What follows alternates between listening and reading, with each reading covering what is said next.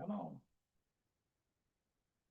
We're probably streaming now, but I can't see it, so whatever. There we are. All right, Happy New Year. First video of the year. And let me go here. And at the bench, this will be the first video of the new year. This is Friday. And paste. Post. There we go. All right, it's posted on At the Bench in the forum. I didn't have time yet to set up certain things, but we're having a new program for 26. I could tell you that right now.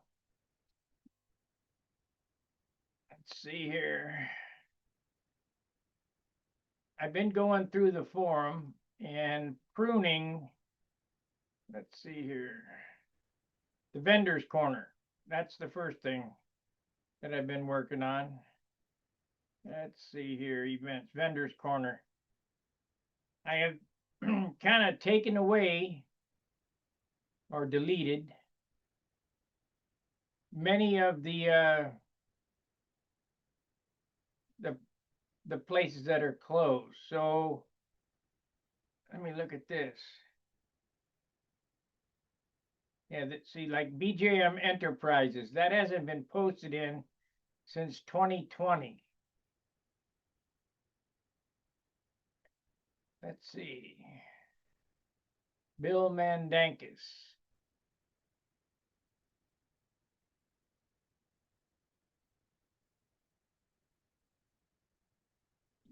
Anybody home? Yeah, see. There we go. Let's see what Bill has to say.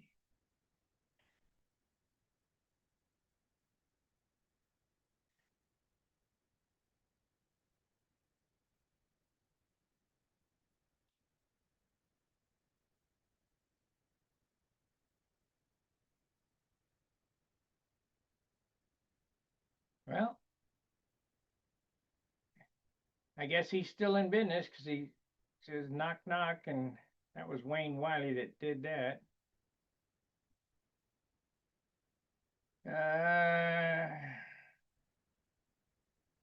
Cameron Hobby, Mario Cameron. If you know any of these places that are closed or no longer in business, please let me know so I can take them off the board. Here's one that hasn't been around. Oh, this has got to. This has got to go. Okay, we got somebody come in here. Gary Sinclair. I know Marcus Cordelio is no longer with us, so his shop will go away. Hey, Gary. Hi. View.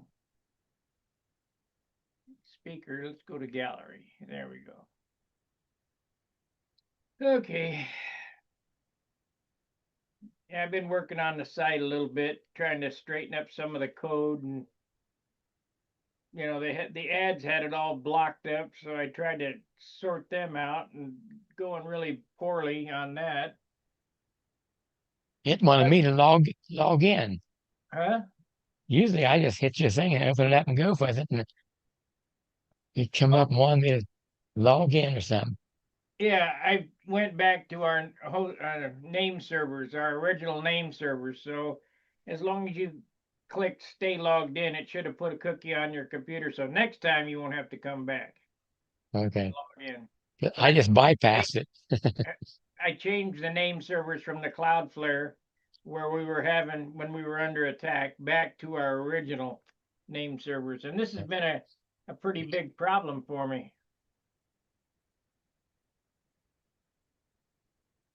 Yeah, I mean, you have to go back and try a lot of work. A lot of work to put in your name and log in. No, I mean what she's doing, going back and Oh, changing stuff, and yeah. yeah, Yeah, like right now, I just noticed that Cameron Hobby was Marcus Cordelio. As far as I know, he's passed away. Is that right? I don't know. This hasn't been posted in since 2017. Let's see when Marcus was last on. Yeah. Last active June 13th, 2017. Okay, there's somebody else wanting to come in. Oh, where are we at? Participants 3. There we go. Robin Hunt, admit. There we go.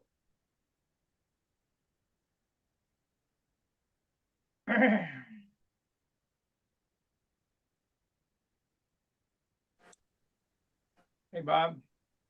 Hey, Sparky, how you doing? All right. Now I know that Al Rabe is gone. I've taken his store away. Um, you're no longer cutting wings, so that's gone. Yep. Marcus Cordelio, he passed away? Yeah, quite a while back. Yeah, 2017 it says here. So that's Cameron Hobby. I probably just need to make. I'm trying to control line hobby by let's see when it was last posted in. That's 2017. Just to try to clean up the site some. Yeah, you probably should take D Hill off as the moderator on the remembering our friends thing or whatever it is. He passed away. Okay, let's see here. Oh crap. Let's see, admin.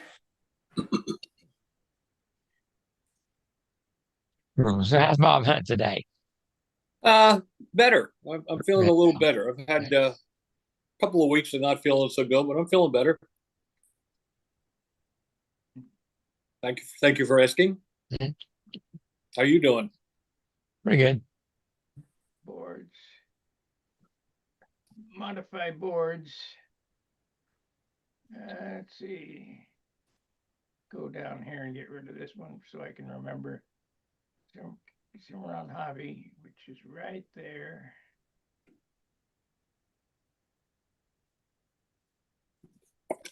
Figure out how to get. Modify. Yep. Delete board. And Schulte's gone. I don't know that I still got him listed or not, but I don't think so. Who's that? Schulte, he's been gone. Oh yeah, Schulte's gone. Rules and as time goes by, is that it? Yeah, I think so. Oh, in memory of our friends, modify.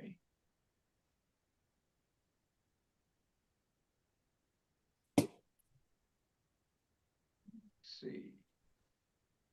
Yeah, D Hill is gone, so we'll take him out. Cut. Would you like to do it, Bob? Actually, I was going to do that. Yeah, I'll do that. Okay, type in here. Now I could. You're going to have to instruct me how to go in and adjust things. It'll be self-explanatory when I put your name in here. Okay. Some new buttons will pop up. Just remember to take me out when the time comes. Yeah. Yeah. Won't be too long. Yeah. We never know, do we?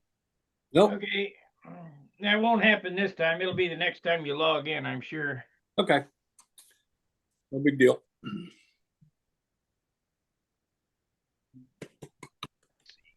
Does everybody have a nice holiday? Didn't do anything. Yeah. Yeah. Just stay home. Well, at least on New Year's Day, I didn't have to spend in the emergency room like I did Christmas Day. Yeah. Yeah, they'll keep you about 4 hours to do this room, do they? Yeah, it was, but it was worth it because they tracked down the problem, and I'm okay.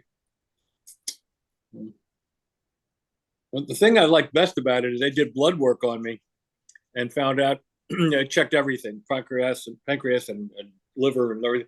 I have no cancers at all. I mean, all the blood work came back really good, so that makes you feel better. Good news, yeah. Yeah. JD's foam wings, is he still doing it? John Duncan? I guess. Don't think so. I'm pretty sure not. Who doesn't now? Tom Dixon still cuts foam wings. Tom Dixon. I'd still do it, except a whole bunch of things happen. One is, well, I got old and my legs and back can't take full days out of the shop anymore. And you know, I worked at that pretty hard. Had a lot of orders, and generally it was an all day thing. The other thing was shipping. Boxing and shipping got to be prohibitively expensive. To ship something from here to California was about almost $100. I could ship things to Japan cheaper than I could ship them to California. Hmm.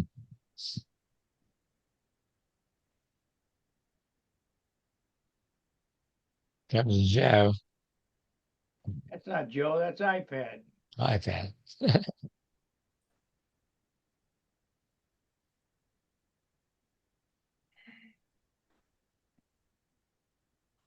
Now, am I on?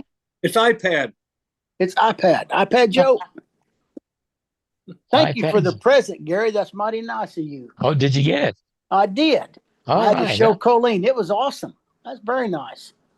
I didn't go to the post office today, so mine's probably there. Oh, Probably okay. is. He did a fantastic job on them, I think. He always does. Very, very nice.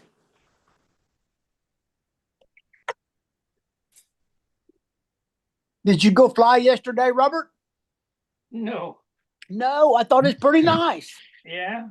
Did you go fly? Yes. We had 13 go to the field and 8 of us flew. Oh, We had a good day. Colleen made a pot of ham and beans with a little bit of black-eyed peas thrown in there and cornbread. And we made a day of it. Had a good time.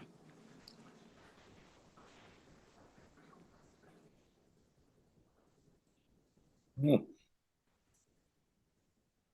It's too cold and windy up here to go fly. Was it? Yeah. Angie brought the boys out and they both flew again. Let them fly. They had a good time. Well, I got my first complaint from the 18650 battery store. Uh-oh, what's wrong now? I got one of these 18650s that won't take a charge. Oh, really? Yeah, it charged up one time, and then I guess it shorted inside or something because the Had to be. thing is red. That's interesting. I haven't complained to him. It's not that much, so Well, do you take 1 or 2 of them in there? 2 at a time. I got 2, 4, I got 8 batteries. Yeah. $3 and what? 40 cents a piece or $3.80 or whatever it is. I don't Something know. like that. They're not terrible. It's nothing like they want to charge you at the vape store, $10 a piece. Oh, is that right? Oh, Yeah. my goodness. But their guys will pay it because they got to have them right now.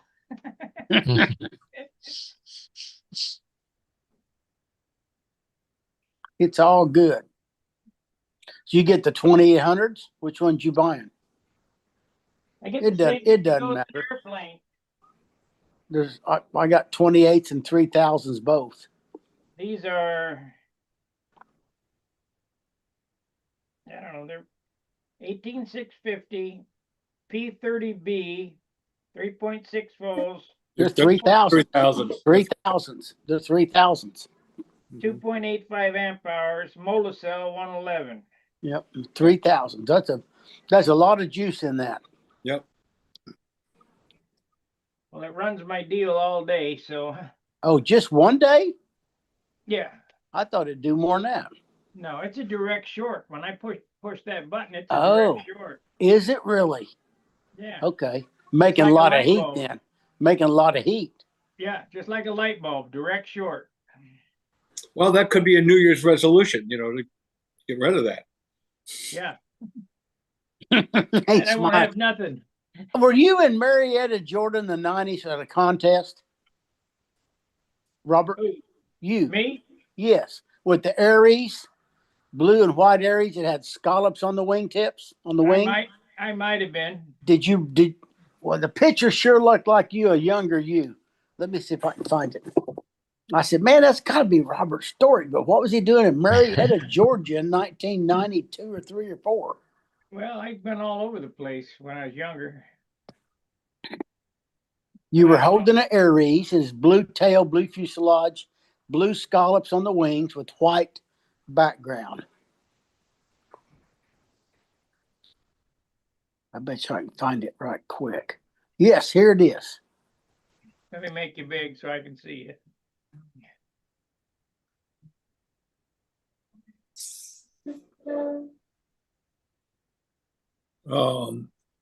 Right? No, That's no. not you? no. Is that Marshall Palmer or Marshall Bigsby? Marshall Bixby? Could it be Marshall Bigsby? I wonder. Right, the one in the yellow is he designed that airplane. Oh yeah, Curtis Comer. Curtis Comer, John Simpson's next to him. Yeah. And Then that's Hempshaw there. Yeah, and then Walt Pyron. And that's Dale Harvin in the back on the little Nobler. Yeah. And those guys were Bill. This guy was Mr. Ringmaster ahead of me. You're Mr. Ringmaster. Well, this guy was the first one they told me. That's what they tell me. I don't know him. Oh, you just D. throw him. Rice. No, his name was. D. Rice is Mr. Ringmaster. Oh, I can't tell you. What Mike something maybe. Huh. Anyhow, I thought, man, that looks like Sparky, but not quite right. Not Mike Waldron. No, no, it's not right. But that guy that in the blue, that maybe there's a Marshall Bigsby or something like that back in the day. Remember that name, Bob? I do remember that name. I don't know if that's him or not. Marshall Bugsby, you mean? Yeah, that you met him, Robert, at Millington. Right. Remember that? Yeah. Marshall and I were kind of, we were acquaintances, not real friends, but Right, acquaintances. me too. That's acquaintance. I wasn't his buddy, but he was a nice enough guy. Marshall Bugsby. Yes. Busby. Busby's right. That's exactly right. You are 100% right. He passed away. He did. He built a pretty nice airplane back in the day in Absolutely. 2006 and 7 when I think we met him. I'll tell you who builds a super airplane is Tommy Looper. Yeah. And he's the best pilot carver I've ever seen. Is that right? He had an original design called the Ombre. Tommy Looper still flies with Phil today. Yeah. You never seen his pilots? I have. Yeah, I have. It'd been in early years at Tucson in an old timer. I've seen They him. don't weigh anything. They're balsa wood. They weigh nothing. He was a good stick back in the day at Tucson. He and Charlie Reeves they'd had to be reckoned with to win old time. Yep.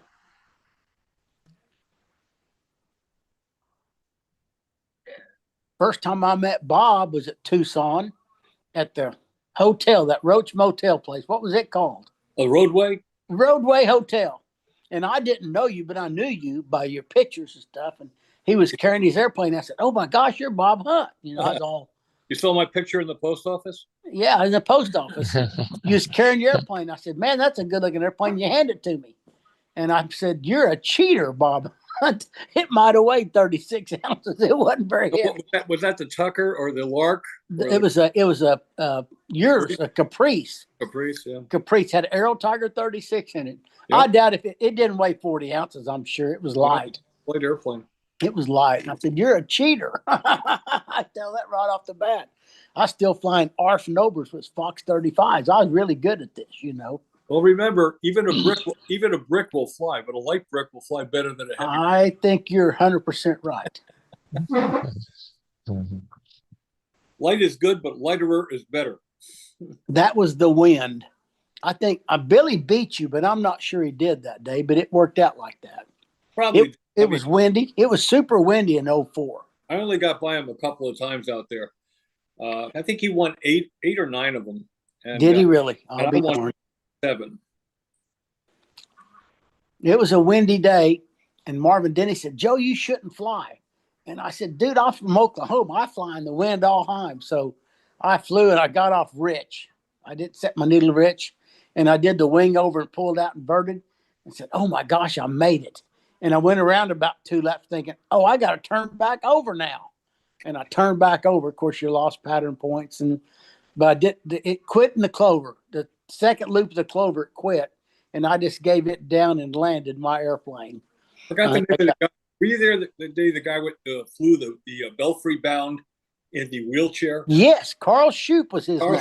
Carl Shoup, yeah.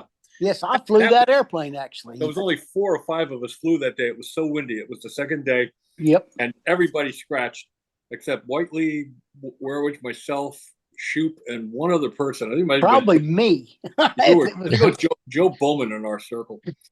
Okay. And man, it was windy. Yep. Joe, you ain't gonna run Joe Bowman out of the circle either. Billy probably won, wouldn't. or I was second. Carl Shoup was he flew. I flew that. It was a white with a pearl colored blue wing scalloping. Yeah. Nice airplane, beautiful monocode airplane, and it flew good. Had an LA-46 in it. To me, it flew like a big flight streak. It just pretty quick, but it was responsive and flew good. Got somebody else coming in. Ed Wask. Wasky.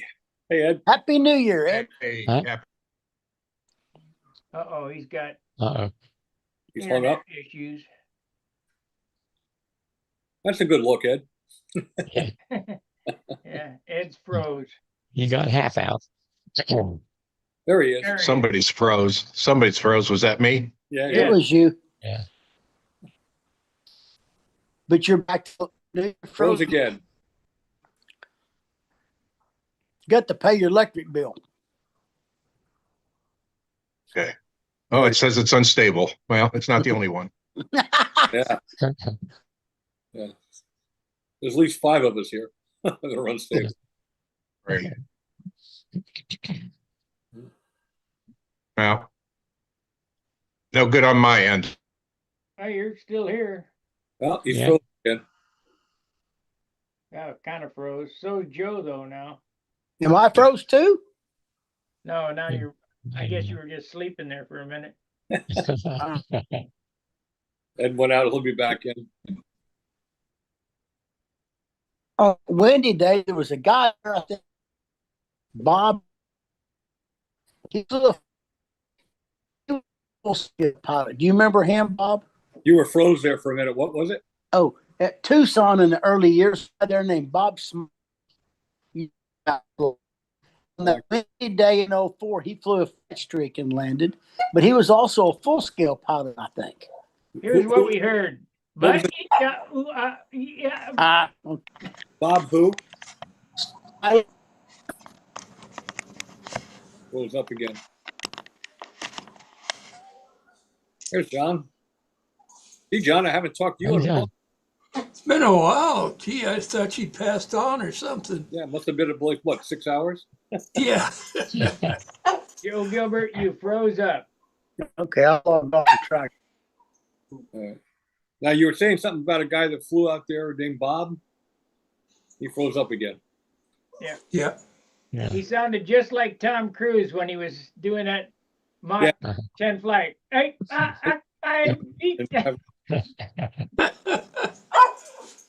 Hey, be quiet.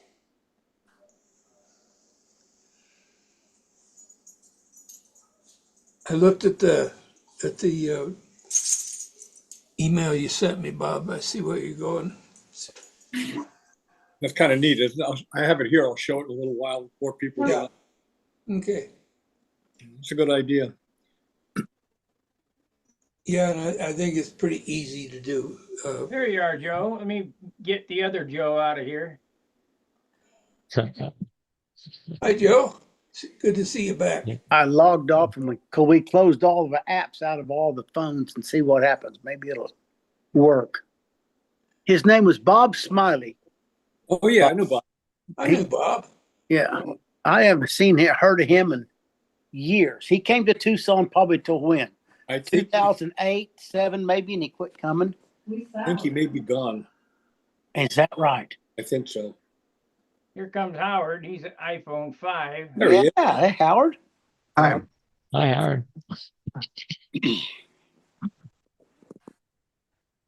I remember Bob, but I think, oh, I won't even go there. Bob Smiley, you said? Yeah. Yeah. Oh, yeah. That name sounds familiar. Yeah. He was a local character. Is he gone?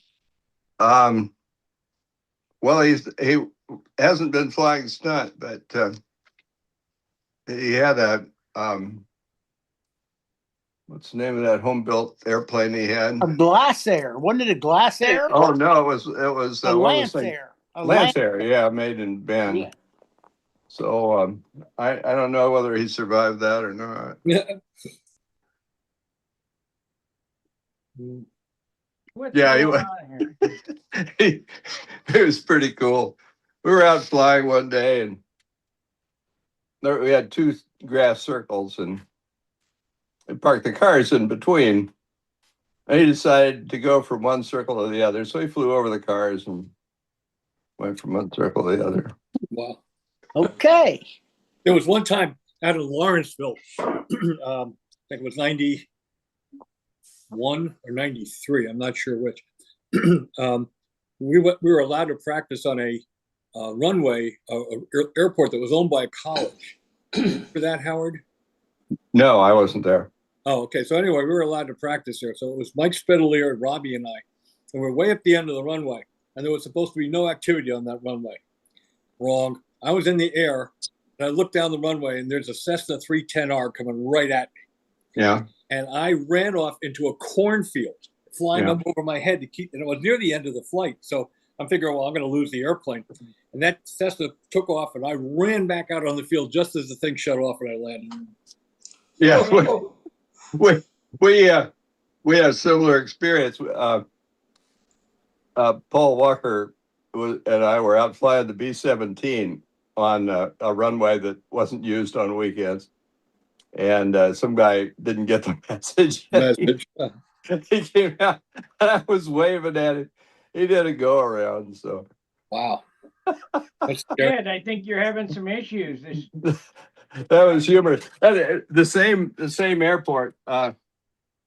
This guy drove it up and got out, and he had these wild eyes. And he said, "Oh, it's a model." He said, "I was driving along and I saw this B-17 doing crazy things." That's funny. Mm-mm-mm. I had a woman drive out in the middle of the circle. Used to fly over here at a firehouse parking lot. Tom Hampshire got his permission to fly there. And we were flying over there one day, Buddy Weeder and I and Tom. And all of a sudden, this lady pulls up. She pulls right into the circle, right up to me. I'm flying. And she wants directions on how to get someplace. I gave her directions on how to get someplace. Go back out that way and turn left quickly. Yeah, this happens from time to time, especially when cops come out and tell you, land that thing right now. Yeah, That's happened to me before. Oh, yeah. that's funny. Oh, I got a question for you, Mom. Yes, sir. I got this mold buck. Let me show you. Make it big there, Sparky. See that? Oh, look at that. Mold buck. And now I should put some a straight part below it. Yeah. How long should that be? Half an inch? Yeah. Okay. Just enough that you can grip in a vise. Oh. Oh. Here. Oh. Let me get one. Hold on. Oh. You'll be able to hang on to it while you work with it. Right. Yeah, Oh, I hadn't like thought of it. Well, I thought of that. Like I that. like to do like Bob does, the whole length of it. Right. I get a few like that. Okay. You can make that out of pine. You just glue something to the bottom of it. Yeah, I've got to figure out how to fasten something to the bottom. I was gonna put some tabs on the bottom with screws to hold it to a board, but Yeah. then they'd stick out. And so how far are you going to extend the balsa when you make it below? I use a a dressmaker's rule, and I go around at the front and the back, and I usually leave an extra 1/4 to 3/8 on either side. On either side. Yeah, so it sticks down a little bit past the edge. You know, if you're Yeah, either side of the. Yeah. Yeah, okay, below there and 3/8 on the other side too. 1/4 to 3/8. okay, groovy. Yeah. All right, I'll do that. That works good. I got to figure out how to do it, but I'll do it. Yeah. Are you 3D printing that? Yeah, I've got to print it for Yeah, cool. John Skukulek. How do you say his name? I forgot. So, Yeah. You just did. hey, just how did. long, Well. how long is that gonna take to print? I don't know yet. You could make 2 of them with foam in half the time. Oh yeah, you can do it with foam in half the time. But I'm that sure. ain't the factor. 2 of them in half Probably the time. of the cost. What does that stuff cost? Material. Oh, it costs more too. Yeah. So it costs more. It Takes longer, but it's cooler. takes longer. I But don't it know how to do it it. doesn't soak water into it. Doesn't soak water into it. Thanks, It'll Joe. evaporate quicker. It'll I evaporate. bet it lasts longer too, but No, it won't evaporate quicker. It'll just When it you won't cook these, soak into it. epoxy, nothing soaks into these either. Oh, doesn't it? No, these are 2 coats of epoxy on here. Yeah. But I got the formers for the same price. In fact, I used the formers actually to make a loft to make the solid piece. So I go ahead and laser the formers.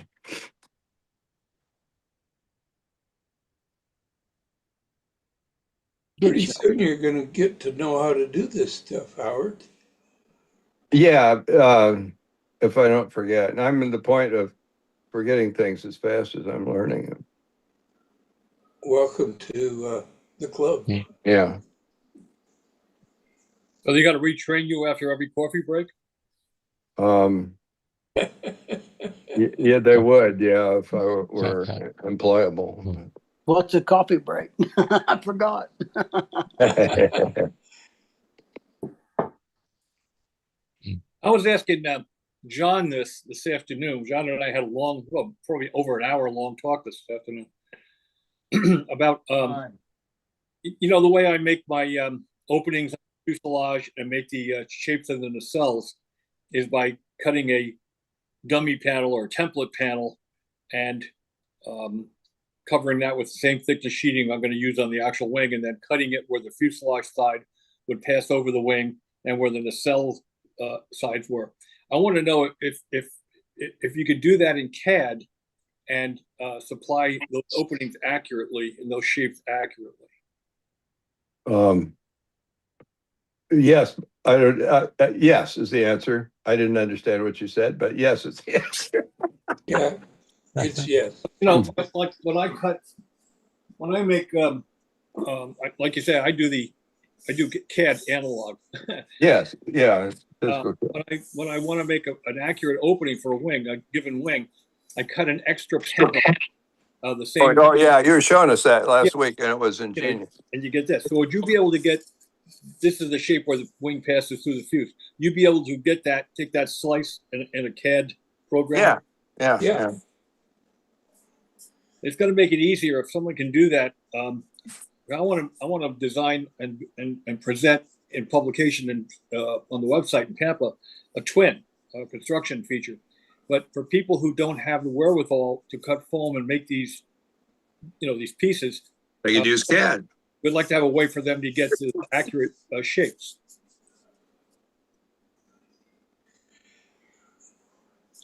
Well, I think they're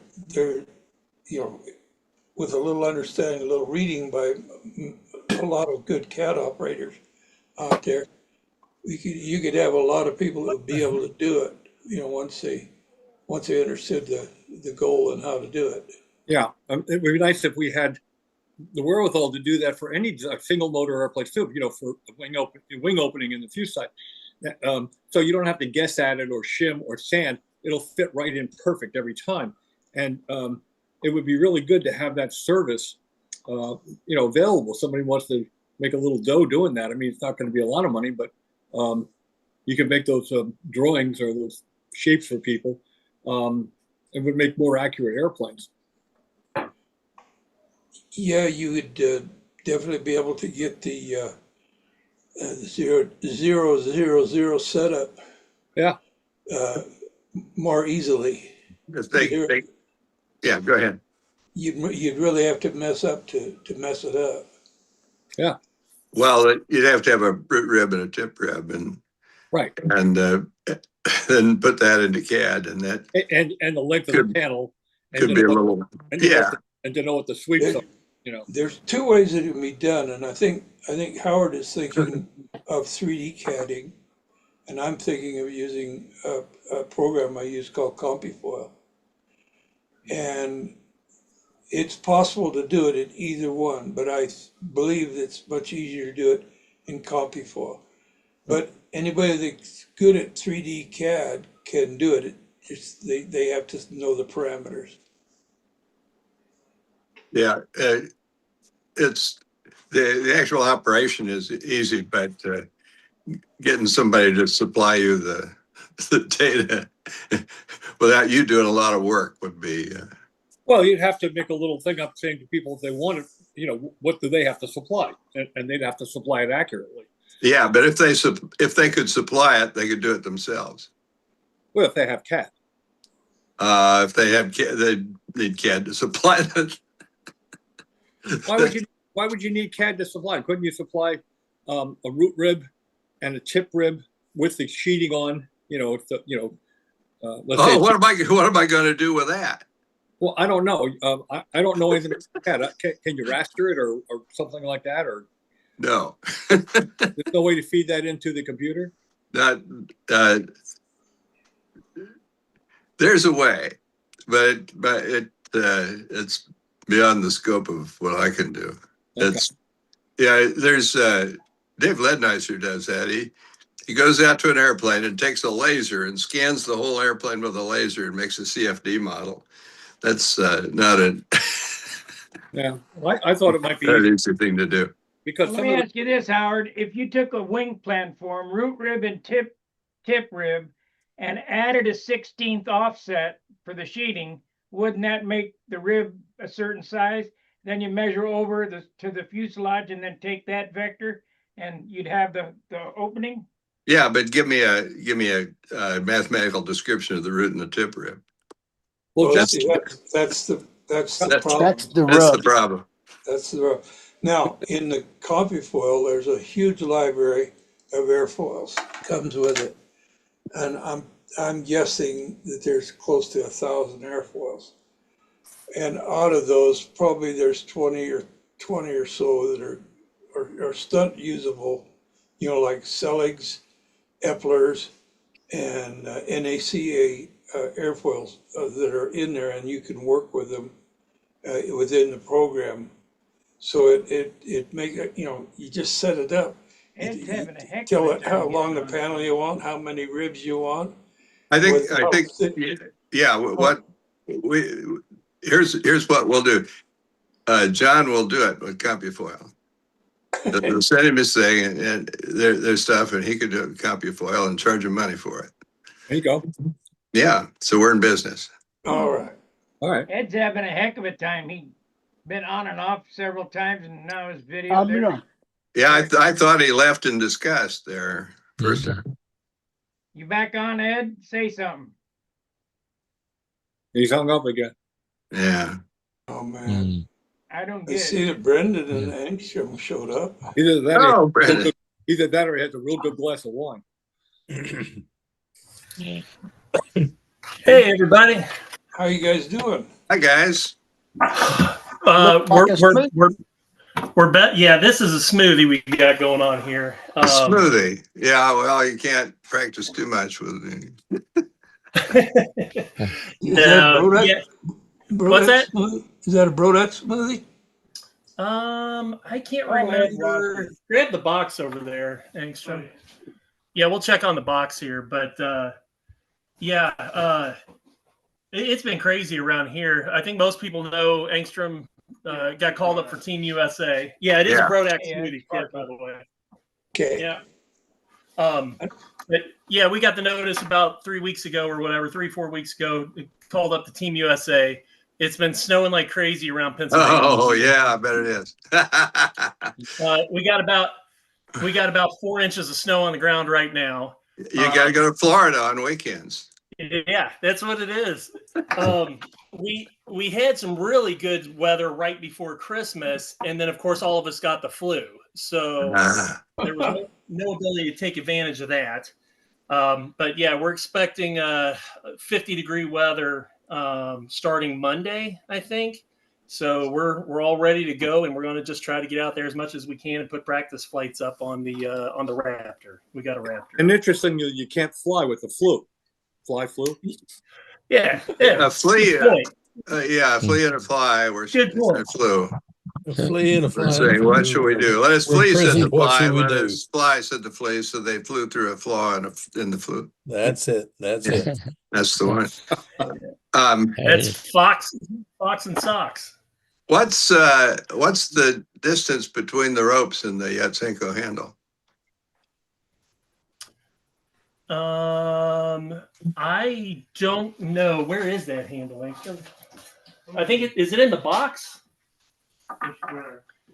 I think it's in the flight box. But what Yeah, do you were asking about the what do you keep looking for? Keep losing them. Yeah. Is the handle's not in there? Oh, it's at the top of the steps in that one bag. That sounds so familiar. It showed I don't up understand. missing. I keep all my stuff together where I know where it is. I don't know how in the world y'all do it if you got a bag here and a bag there. Oh, we've been doing everything. Like we've been going to the mall to stretch lines. So yeah, we didn't have lines for this wrap. Oh, brother. And so The we mall literally to stretch lines? we I went to thought the I was mall crazy. because it was so cold. And we've got a bombed out mall here in the Uniontown area. For people who've been to Brodex, if they've ever stopped at that mall, there's hardly anything left in it. So yeah, we went in there, took our Spectra lines, and we're stretching them out there, right there in the mall. That's pretty authentic. Yatsenko has bombed out malls in his neighborhood. Yeah. Let's see. The handle here.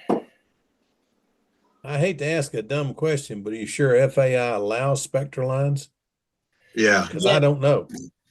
Yeah. So first, the Yatsenko handle here is almost 4.5. Four and a half. Yeah. On the line spacing. Okay. Thank you. But in terms of Spectra lines, yeah, that was one of the first questions we had because we've pretty much only flown with Spectra lines. And I started asking a bunch of people. Dave Fitzgerald really kind of got us on the horn with some people that are, seem to know their stuff. And nobody could point to a place in the rule book where there was specific about the lines themselves, other than kind of limits on lengths and that they have to be able to survive the pull test. I will check on that. Check with Peter Gurman and see if that's the case. Just Well, you can just look at the rules yourself. They're online. Do you want some Italian combat line? It's like 15.5 thousandths 4-strand. Europeans use it. Just say yes. Yes, we'll Okay. take some. Okay. Those are awesome lines. I'll tell you what, though, for us, we've been kind of at the bottom rung of competition, kind of building our way up for so long that I'll admit that I'd got some cheap knockoff Chinese Spectra stuff in the past, and that's all we've flown with. But now that we're looking to be on the world stage, it's like we got the the Spectra Max Quattro stuff. So You get the high zoot Spectra, yeah. I haven't seen any of those lines at any world champs. Not that I've been to very many, but were there any in Muncie? Not that I saw. Neither. yeah, not that I'm aware of, and that's actually one thing that I sort of expect when we get to Australia. Yeah, I have a feeling there's a lot of people going to be coming over and looking and asking what's that. I'll be right back. One of each. I'm going to get you a definitive answer. I'll be right back. Oh, Okay.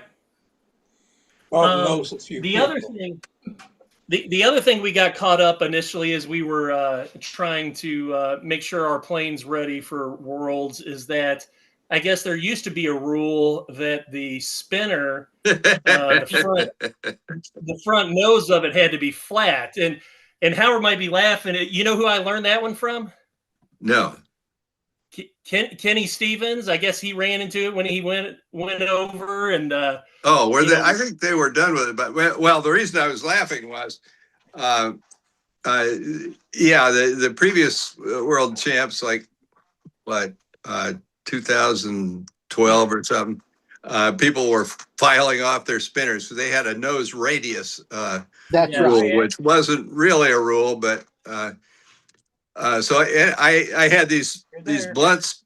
I printed these blunt spinners to get around that, and then they weren't required. But I still like them, so I still use them. Yeah. Kenny Stevens put me on to it initially, and then I started asking around and looking at rule books and stuff. And yeah, they've done away with it. But it sounded like when he showed up that he had to run around and start asking people for a proper spinner. So. I mean, if you're gonna give somebody a hard time, Kenny Stevens is a great one to give a hard time. He's just a great guy. What's the definitive answer, Bob? Well, my son, is in constant contact with Peter Gurman and that rules committee. He's very much into the rules of FAI. And I asked him, I said, are those lines illegal? He says, I don't know yet. Okay. How about the spinner? They got the spinner question. Didn't ask him about that. Does It have used to to be be the you couldn't have a puck-nose needle spinner? nose. There was a radius on the spinner. You couldn't have a needle nose spinner years ago. Yeah. I did get a definitive answer. Got pointed to in the rule book that it's not in play for F2B. I think a bunch of the other control line folks still hold to that, but it specifically says it does not apply to F2B. Well, Howard had a pug nose spinner. Yeah, for that reason. I mean, But it wasn't required. It was like that. It was blunt. Yeah. I thought Howard spinners looked pretty good. Me too. But Walker thinks he could hardly fly my airplane because the spinner looks so silly. Yeah, Well, that's I'm sure important. that was the reason he could hardly fly the airplane. Yeah. But Well, that's what he said.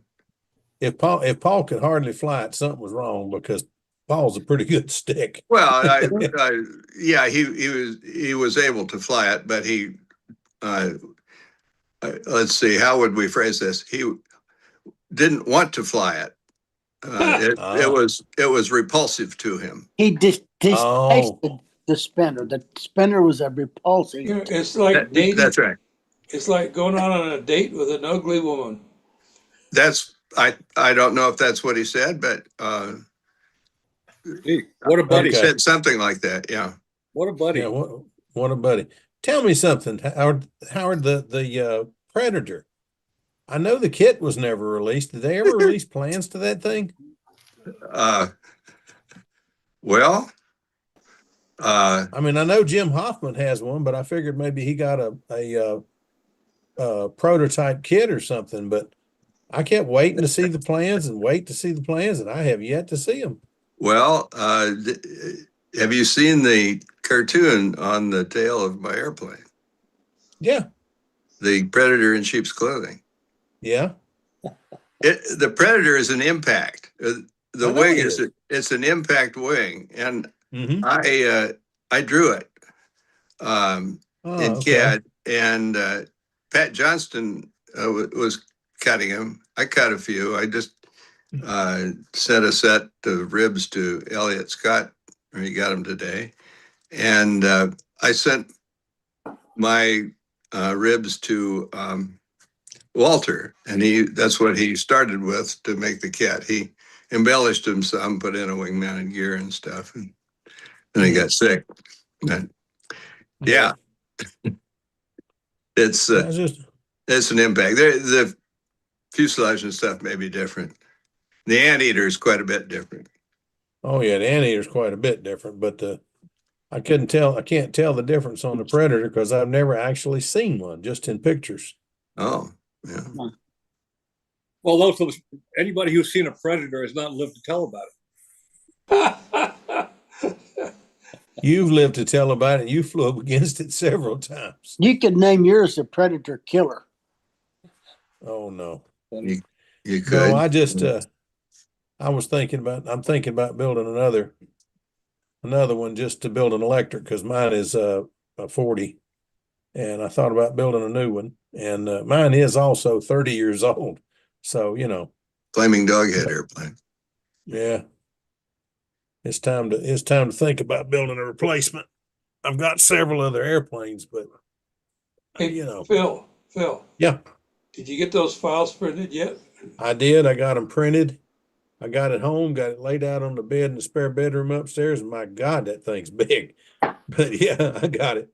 Okay, I just want I've to only make got sure. one question. I've only got one question, and I'll ask you about that on the phone. There's All one right. thing I'm not sure. I made the measurements, but I haven't got to check them against the plans yet.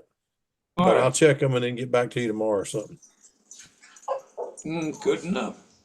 I just wanted to make sure that they printed out for you. Oh, they printed beautiful. There's 4 sheets, 36. 2 of them are 36 by 72, and the other one is 36 by 38 or something like that. I don't know. It's a big set of plans. It's not for the faint of heart. Because when he told me what it cost, I just There's a lot of I told him, you realize I'm a information. heart patient, right? Hello to Okay. David and hello to Jim. Hey, Bob. Howdy, howdy. So anyway, I got them printed yesterday, and yeah, they're beautiful. They look great. Excellent. The only problem I'm going to have with the airplane is finding a big enough place to build it. It's only 655 square inches. Yeah, I got to work Not out a way. big. It took me about an hour before it finally hit me. Just one of those aha moments.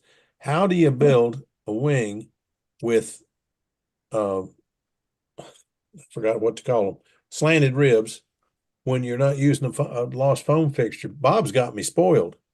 Yeah, the wire and truss, you mean? Yeah, yeah, but it's got leading and trailing edges that are 1/2 by 1/8, and it just go in that and snap in place, and then put those in I'm gonna put it in a fixture like what Lincoln log that Tom Morse used. Just What hold is it in it place with designed that. for? Yeah, and tape or glue that down to the glass on the table. I think it'll be all right. It's not going to be that hard. The trick's going to be cutting that a bunch of that leading and trailing edge out of there once you get the sheeting on it, because that's a bunch of unneeded weight once you get it all together.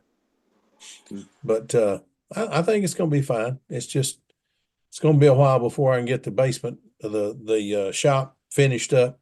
I got the plane that's over in the corner to finish, the humongous, and then I've got 2 others to finish, and then I'm going to try to get that thing on the table and see if I can't I'm hoping to get it built to go to Brodak. We'll see. Woo, you better get on stick. You ain't kidding. You ain't kidding. I love to build. I hate to paint. I'm not the world's best I'm not the best. Well, I'm not the world's worst painter, but I'm probably the world's worst at procrastinating about painting. Thing is it's electric, so you can My wife experiment says she with can the attest tape. to that. Do Yeah. what, Bob? mean, John? I say What'd you you can say? experiment with different paint because you don't have to fuel proof it. Yeah, that's true. I'm planning on using that water paint. I'm hoping to use water paint. I've got to come up with a paint scheme though. You got a Uh, long time to worry about that. It ain't gonna be as long as you You think. got 3 airplanes to paint before you even think about that. Well, that's true too. That's true too. But I'm always thinking I'm always thinking about the next one. So this is going to come up.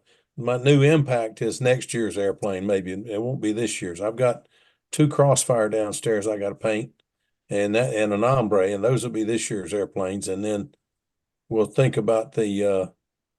Well, I still want to finish the P-47, and I still want to do Bob's daggone another Genesis, well, but I haven't. one thing I'm going to suggest about the airplanes you get ready to paint: don't let your Ombe get caught in the crossfire. Oh, It boo hiss. might come out holy. Oh, See, the bad thing is the Crossfire liable to gang up on it. There's 2 of them. Well, Phil, as Sundance once said to Butch Cassidy, you keep thinking. That's what you're good at. Remember that line. That's exactly right. I'm good at thinking, but not so much at getting it done. Did you But, fly yesterday, Jim Hoffman? Yes, I flew Wednesday. Wednesday, okay. I'm going to fly Sunday. The weather here is very, very nice. So twice a week if I can. Oh, I'm jealous. Breaking our hearts. We're dealing with snow. We're not dealing with snow, but Pennsylvania's got snow. We've got cold. Ugh. Cold and wind. What's the weather? What's the temperature down there, Jim? Well, the mornings are in the 40s, but on a nice day, it'll get to 70 in the afternoon. We hate Oh, Gosh, That's let's near all go to perfect. Phoenix. That's near awful good. Yep. that's near awful good. Yep. So it's Tomorrow's dry. It going is to be near awful, 29 and 39, but sunny. 39 is still pretty cold. No kidding. every day here is 73 degrees in the shop. In the shop. In the shop, yeah. Yep. We had a nice day yesterday. It was beautiful. Lots of flying. As I It's got been a beautiful day today. I wanted to do a little show and tell. Last week I was talking about making the. I want to make my twins. I want to make them so I can put the nacelles on the wing accurately and finish the wing and the nacelles before I put it in fuselage up through primer. Because the hard part about building the twin is sanding between the fuselage side and the adjacent inside cell. I bet. Yeah, that was a breakthrough. You saved me a lot of work by telling me that. So I got to show you what I've done here. I made little fixtures to hold in the cells, and I made a little box. I made a little rectangular box, 2.5 inches by 3.5 inches by about 15, 16 inches to hold the wing accurately. So the center line is 2 inches off the table, and I made little fixtures to hold the nacelles.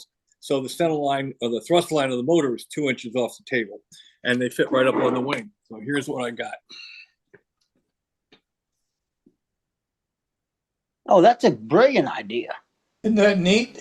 I'll get a little closer. Mm-hmm. Oh yeah. Oh yeah. As usual, Bob, you have done it again, sir. And that just splits in the middle, huh? What's that? That splits in the middle? The jig in the middle? Oh, that box? No, it has a. If you look real close, it has a. I don't know if I can get to see it. It's got a saddle piece that comes out. Okay, gotcha. I understand. Screwed together then. So Well, you take the nacelles off of it, silk span it, put it back in there, or sand it and finish it, then finish the nacelle, and then glue the nacelle on. Right. That's exactly what I'm going to do. I'll be done. Except I'm not going to use silk span. I'm going to use carbon this time. But anyway, I'm going to pull one of these off here so you can see what I got. Okay, so this is Mm-hmm. little. It won't come out now. Huh. Don't break it. There it is.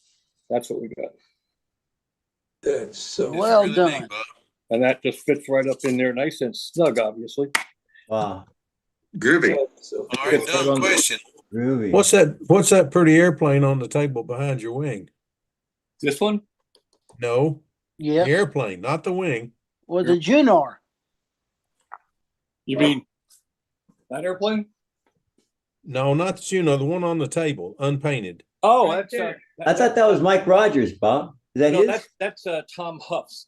It's a Ryan's Eagle, Oh, and I'm sanding it out for him. I'm doing a little bit every day. I told him it's going to be about a month to sand it out because I can't sand all day every day. Man, hurts my shoulders bad. It's a nice airplane. Looks like 2 or 3 different airplanes in one. It's pretty. We got all kinds of airplanes down here. So anyway, that trick with the nacelle, making a fixture right off the plans to hold it so that the center line of the thrust line is up right on the swing center line, and everything lined up. When I put it together, everything was like within a 64th of an inch. Mhm. So I'm That's clever. That's clever, Bob. pretty happy with that. yeah. Anyway, that's my how-to for the evening. Thank you. well, the most You important have thing done with very a well, twin- Grasshopper. Yeah, I keep my airplanes. My airplanes are in gray primer before I assemble them. Mm-hmm. So I work on all the pieces as components. Yep. Bill Simons used to do that, and I did it for a while. And then for some reason, I got away from it and started doing the whole airplane, which is fine. Okay, if you're doing a single engine airplane. But when you're doing a twin, you got all these things hanging off of it. It's difficult to get around them. Yeah. Especially put fillets in and everything nice and accurately. And it can be done, obviously, but it's just a lot of work. So on Joel Costantino built a twin motor crossfire. He called it the double cross, and he did it that way. And it worked perfectly. Stole my name, darn. That's good. That's good. Well, one of the most me to important things on building a twin for competition is to get everything put together accurately. Yep. If you have one engine going this way and the other engine going that way, you got problems. Well, with these little fixtures, what you do is you orient them. You put them on a nicely accurately cut foam board is what I do. And I measure out, I put a center line on, I measure out to the center line of the nacelle. Then I make, a square that this fits right into. And I mount them in correct orientation to each other. And then I'll take that little box with the wing and slide it in place and line it up and then glue it. So, one nice thing about your system is you're aligning the nacelles without the fuselage. So you can see each one. You could mount a fixture that looks like a propeller, a vertical datum, and see that your thrust lines are parallel up and down easily, much more easily. He hung up. Yep. That's how Everything Gordy hung up. built I'm his hung up. little red twin, as he jigged it up like that and made sure everything was 000 on the datum line. That's why his flew better than mine. What I you hung need, up there for a Bob, while, so if you I think didn't about hear any of this, that. what you need is a machined 90-degree angle with a collet on it that the motor can stick in, and then bolt that machine collet to a flat plate, and then stick the motor in it, and then build the airplane around the 2 motor mounts. That's it's really not necessary. What Froze up. Well, what's we're going doing, on tonight? you don't really need to do it that way. This works perfect. Here comes Ed. Bob's system, Bob's Bob- froze As they up say in now. the movies, there's more than one way to skin a cat, but yeah, knowing more ways, you can figure out which one works best for you. I like Bob's way. That sounds good. Well, I'm thinking about surface plate and layout. Yep. Now, Sparky's approach takes other tolerances out of the equation and locks in what you really care about, which is the thrust line. Right. There we go. All right, you on, Ed? Yeah, it appears to be.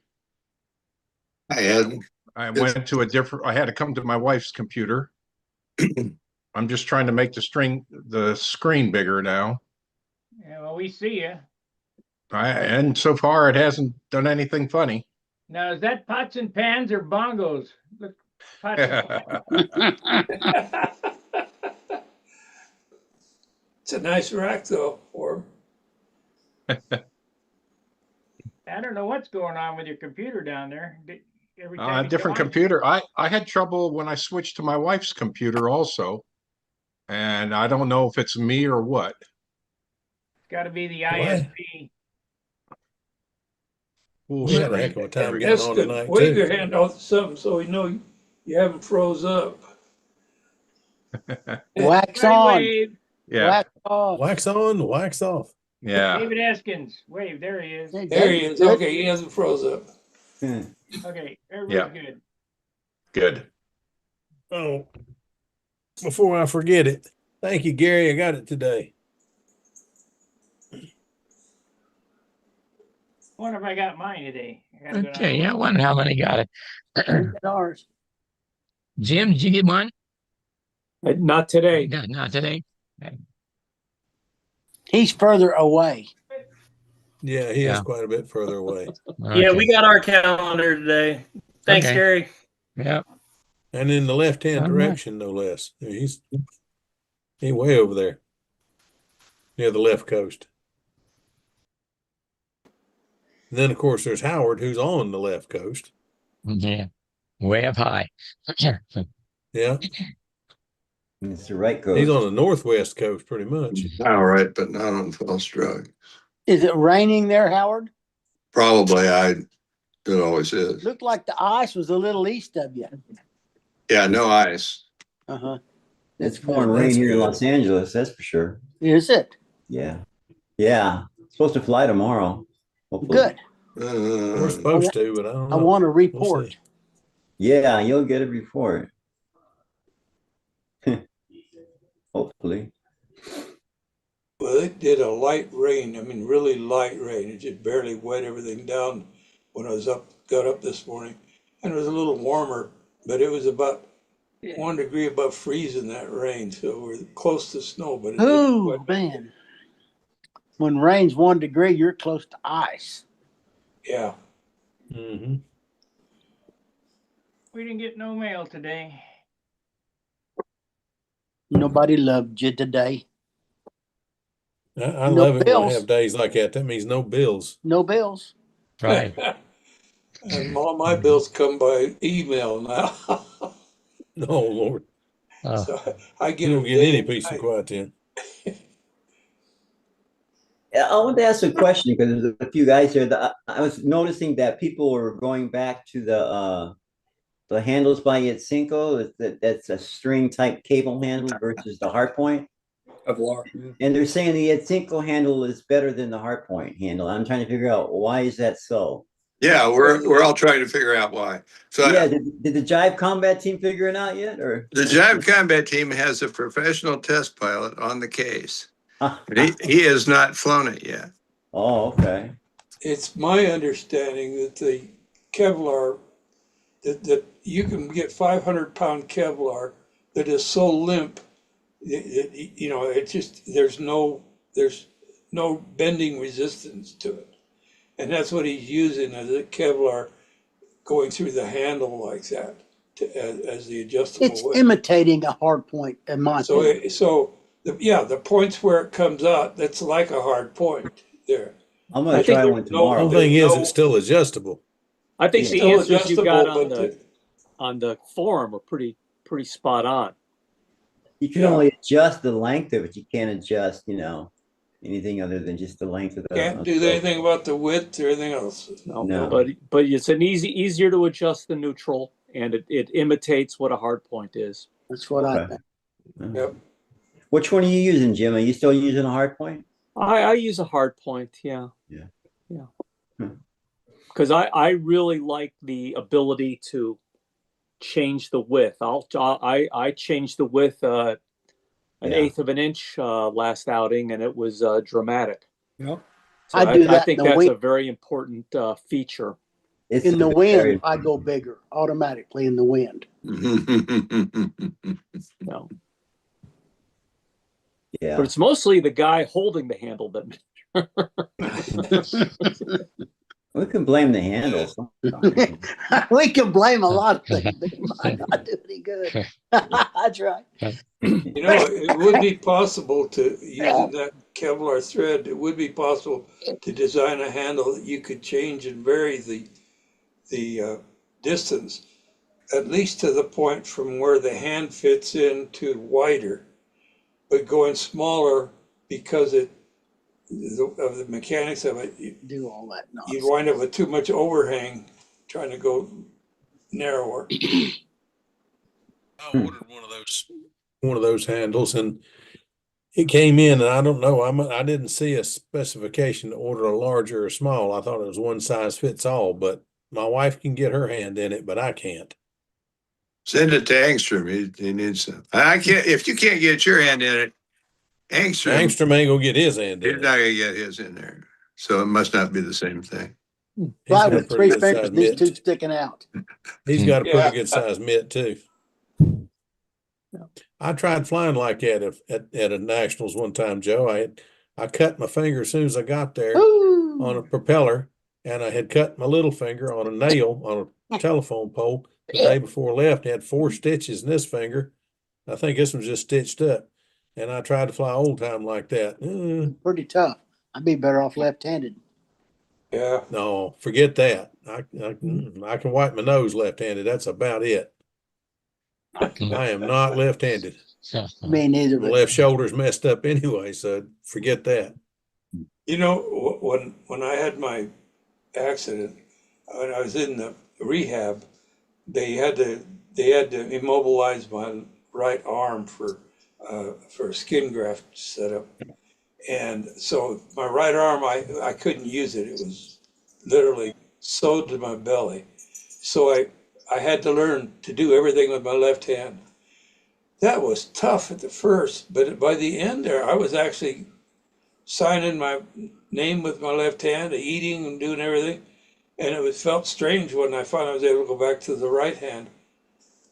Now I can't do anything with the left anymore. But I guess what I'm trying to say is if it comes to it, if you work with it, you can do a lot with your left hand. Yeah. Ron Colombo injured his right hand at work one time. So he had some time off work, and he used it to practice flying left-handed. This was before the 1983 team trials. And he got so good at flying left-handed that he made the team.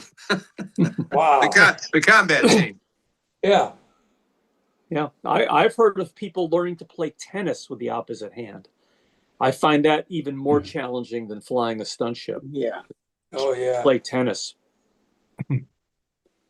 Wow. Some can do either side, some can't. Gordon Easier. Delaney's one of those. He's ambidextrous.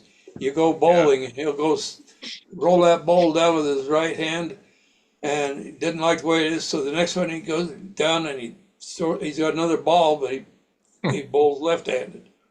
He can do either way, left or right-handed. My grandson wanted me to go bowling with him. The boy he's bigger than me. I mean, he makes me look like a little guy. And that boy throws a 2-fingered ball. Does not put his thumb in it. And he puts more spin on that ball than anybody I've ever seen. Is there enough lane for him to get down there? He starts on the left side and throws that sucker and throws it. It looked like it's going to be a gutter ball in the right gutter, and that thing curls back and comes back in the pocket just as pretty. I said, I could never do that. I was never that good. Yeah. That Belfry bound airplane is now with Gordon. Oh, it is. Yeah, according to Troy Brent or Top. Yeah, Top Brent. Yeah. yeah, that Top Brent. Yeah. Well, I just finally got a set of plans to that darn thing. he built one for who built that airplane? Bob Hunt. What airplane's that? The Belfry bound. Carl Shoup. Carl Shoup. Carol Shoup, It was yeah. designed by Dale Kern. Dale Kern. Well, Dale built one and painted it like Dale Kern's original one. And I think it had a Madewell 49, but don't quote that. Yeah. He built one for him and gave it to him. But I do think What one of motor those would you put in planes, it? We I used to do call think one one- of those planes is at Gordon's house. Wow. I was there a year ago, year and a half ago. Like I We used saw. to call those engines made lousies. Made out. Well, I'm pretty sure the one Carl flew with the white and purple one, it Yep. was LA 46. I'm pretty sure. Yeah. I'll never forget when he flew in that wheelchair in that wind, and he did it all alone by himself. That was amazing. Yeah, He with was- the balls on the points of the. Oh, huh. He You was, know, a, I was he was a shocked good that dude. How would you spin drove. around in the chair? he drove Wow. from Colorado to Tucson by himself. You know, and he in a wheelchair. Good. So every time he had to get out of the car to do anything, he had to get that wheelchair moving. So that's quite the thing. He was a tough rascal, I think. He was. Big boy too. Had a Yes, thumb on. He had a toe on his thumb. That's right. Carl wasn't no little Had a fella. toe He on was his pretty good thumb. size. Yeah. Like He Paul lost his Blalock. thumb on his right foot, and they took the big toe off his left foot and grafted it on. Mm-hmm.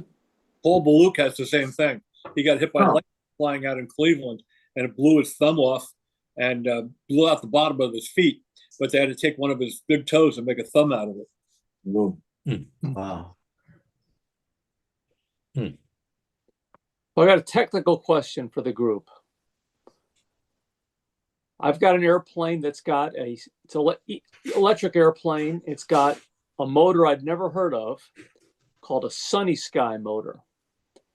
And I went to their website and they built a whole series of motors.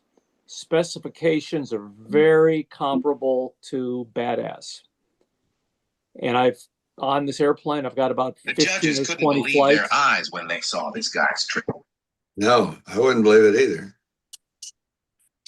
Well, I wouldn't be surprised that they are actually the manufacturers. Came out of the That's same badass. factory.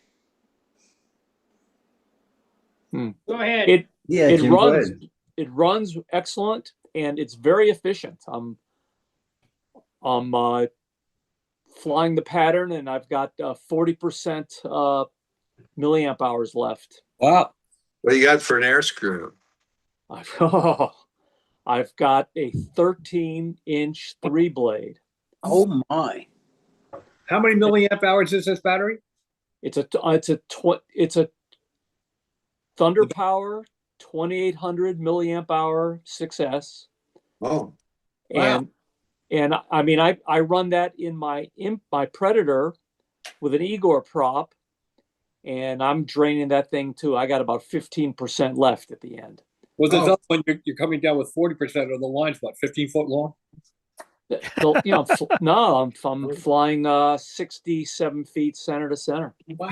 You're comparable to your Predator with the Badass and using 20% less juice. Yeah, That's crazy. I'm amazed. What model do you have it in, Jim? Say What again, model David? do you have it in? What model do you have it in? It's this Ukrainian Maestro airplane. Okay. Cool. So the two things I've learned about it is, this motor appears to be very efficient. Although haven't done an apples to apples test. I also, I'm used to flying an Igor 12-inch 3-blade prop, and I flew it in pretty dead air last week with this 13-inch prop, very, very light 13-inch prop. And my goodness, hitting your turbulence, the difference between the 12 and the 13-inch prop in turbulence was dramatic. which one was better? Yeah, 13 The is big one. better. The big one. The big Way one better. made more. The big one made more turbulence. Was more scary. Oh, That doesn't make any sense to me, but that's what Paul Walker says, that the little props are better in turbulence, I better in dead air, rather. have to. I can support that data point. In 1992 at the World Championships, Paul had a full-size impact, a big impact, with a VF-40 and an 11-inch prop. 11-inch Yeah. blade prop. 11.3 was the standard for that. And he went through that turbulence over there like it wasn't there. Yeah. Is that the pink one? That was a great airplane. Turbulence or dead air? Turbulence. Turbulence. Yeah, I went through turbulence. Except for one flight where it got away from him, and Billy and I ran out on the circle. Well, Billy ran out on the circle trying to catch the airplane. Paul fell down on his rear end and fell over backwards. The airplane flew out over the fence, over the clubhouse, and as soon as he got back in the center of the circle and saved it, we knew he was going to win, and he did. Wow. Yeah, but he always said that the smaller props, create less spiral airflow and 100% agree. Yeah, I had that Makes experience. sense. Now, here's an interesting question. When you're flying with a standard pitch prop and you're flying in dead calm, let's say you're doing a triangle and you hit your own turbulence, which way does the airplane come? Does it go away from you or at you? At you. Okay, now when you put a reverse pitch prop on and you do the same thing, the airplane when it gets hit by turbulence, which way does it go? Probably Towards comes you? in at you. It goes away from you. Rocks out. I don't believe it. It rocks out. I think it's too random. Turbulence is random. Well, if you're talking about dead air or air that's moving away from you slowly, the wingtip vortex is going to be the same with either air fuel. All right. Well, I got a reason why, and I've tried this a bunch of times. And every time I fly in dead air, hit my own turbulence with a reverse pitch prop, the airplane rolls away from me. Yeah. Every time. And I got again, backyard physics, but when you're flying with a standard pitch propeller, the spiral airflow going around the fuselage, hitting the vertical fin on the left side, forcing it outward. You have your balance point is very far forward, so you have like a weather vane. It forces the tail out and the nose in. And if you fly first pitch prop, the pressure is hitting on the right side of the fin, forcing it towards the pilot and the nose away from the pilot. Yeah, that makes sense. Yeah, but you're making a lot of assumptions to get to where I'm not you got making to. any assumptions. I'm just saying when I went out and every time I fly and hit my own turbulence with a reverse pitch prop on a single motor airplane, the airplane goes away from me, not towards me. I'm too busy being scared to notice. Well, Yeah, I'm either fearless or really stupid, and you guys figure out which. All I can say is I've seen Jim fly several times, and I don't think he's scared.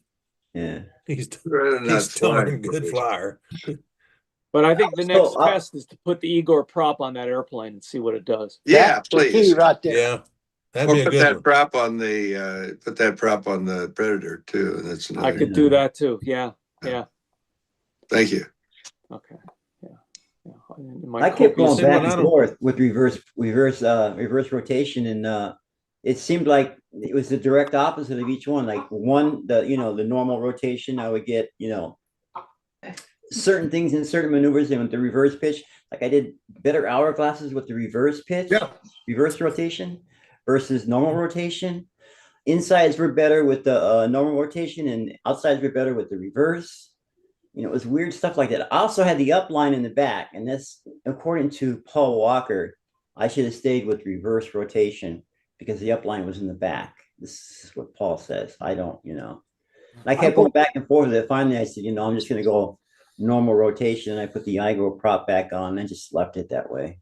I wish Jonathan was here. We could ask him if it's the same in New Zealand. Yeah. Ooh. This past year, I flew a contest in Philly with the twin in dead calm all day long, and I didn't have to back up once. I had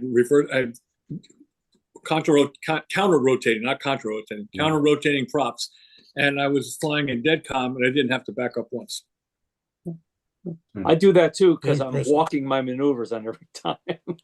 I just for some reason, with the props turning one way or the other, it kind of negates it for some reason. You would think that the flaps and the elevators and all that would add a lot of stuff, and it probably does, but for some reason, The airplane just cut right through it. And Joe Daly flew it after the contest in dead air, and he felt the same thing.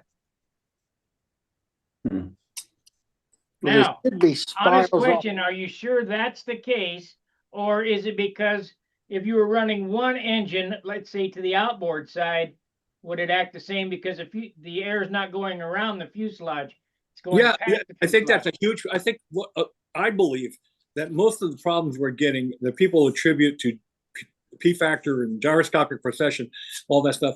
I'm sure that exists and all, and is the force. But I think the dominant force is spiral airflow because of the size of our props and the fact that they're spinning and going around the fuselage. If you think about it, the air goes around hits the bottom of the inside wing, top of the outside wing, goes around the fuselage, hits the bottom of the inside stab, top of the outside stab, but it's also hitting on the left side of the vertical fin, which in most cases has most of its area above the vertical center of gravity.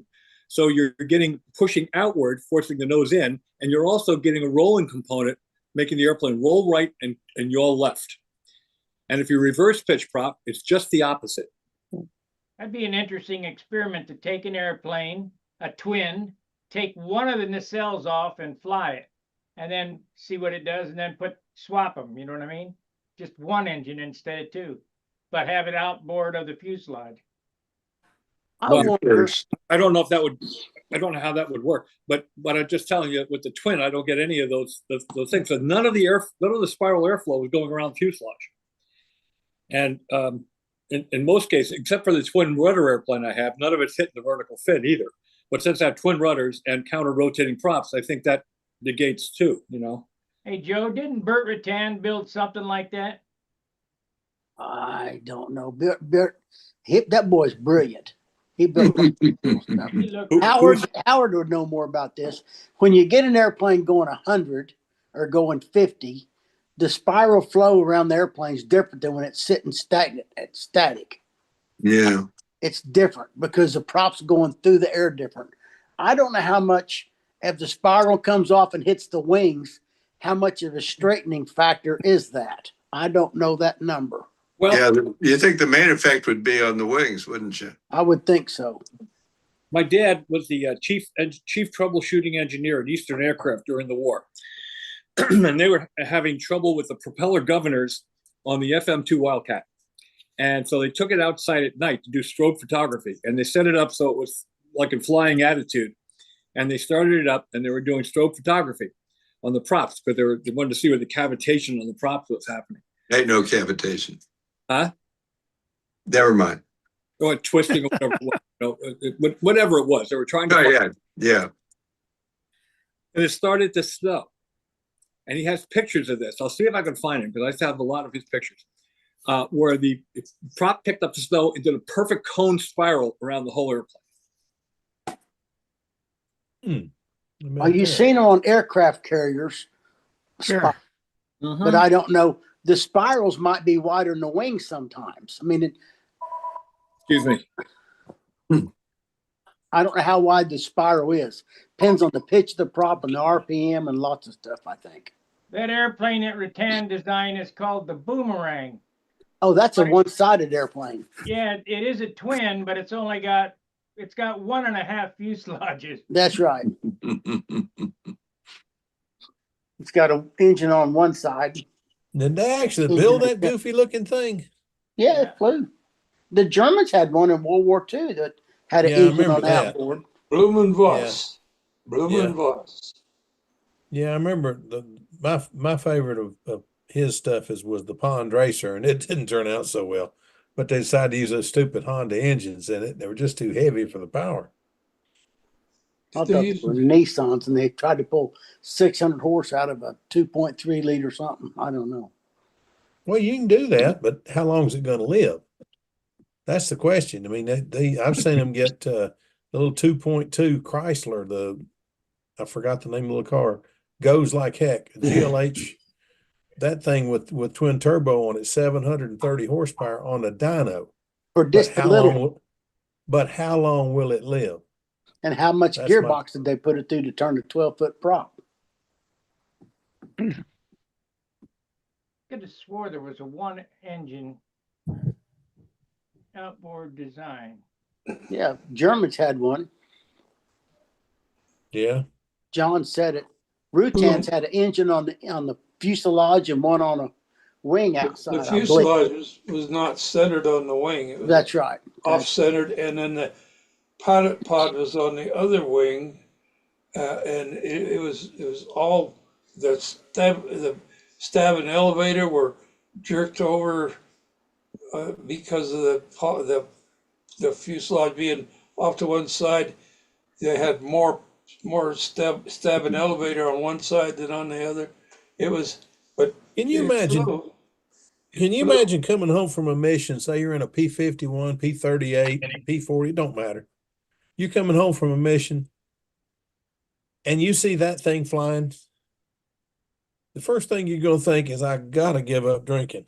Well, what about the one they had? And I don't know whether it was just went into testing and then they rejected it, or they actually built a couple and put them in service. But they had one where they Look had at that. twin.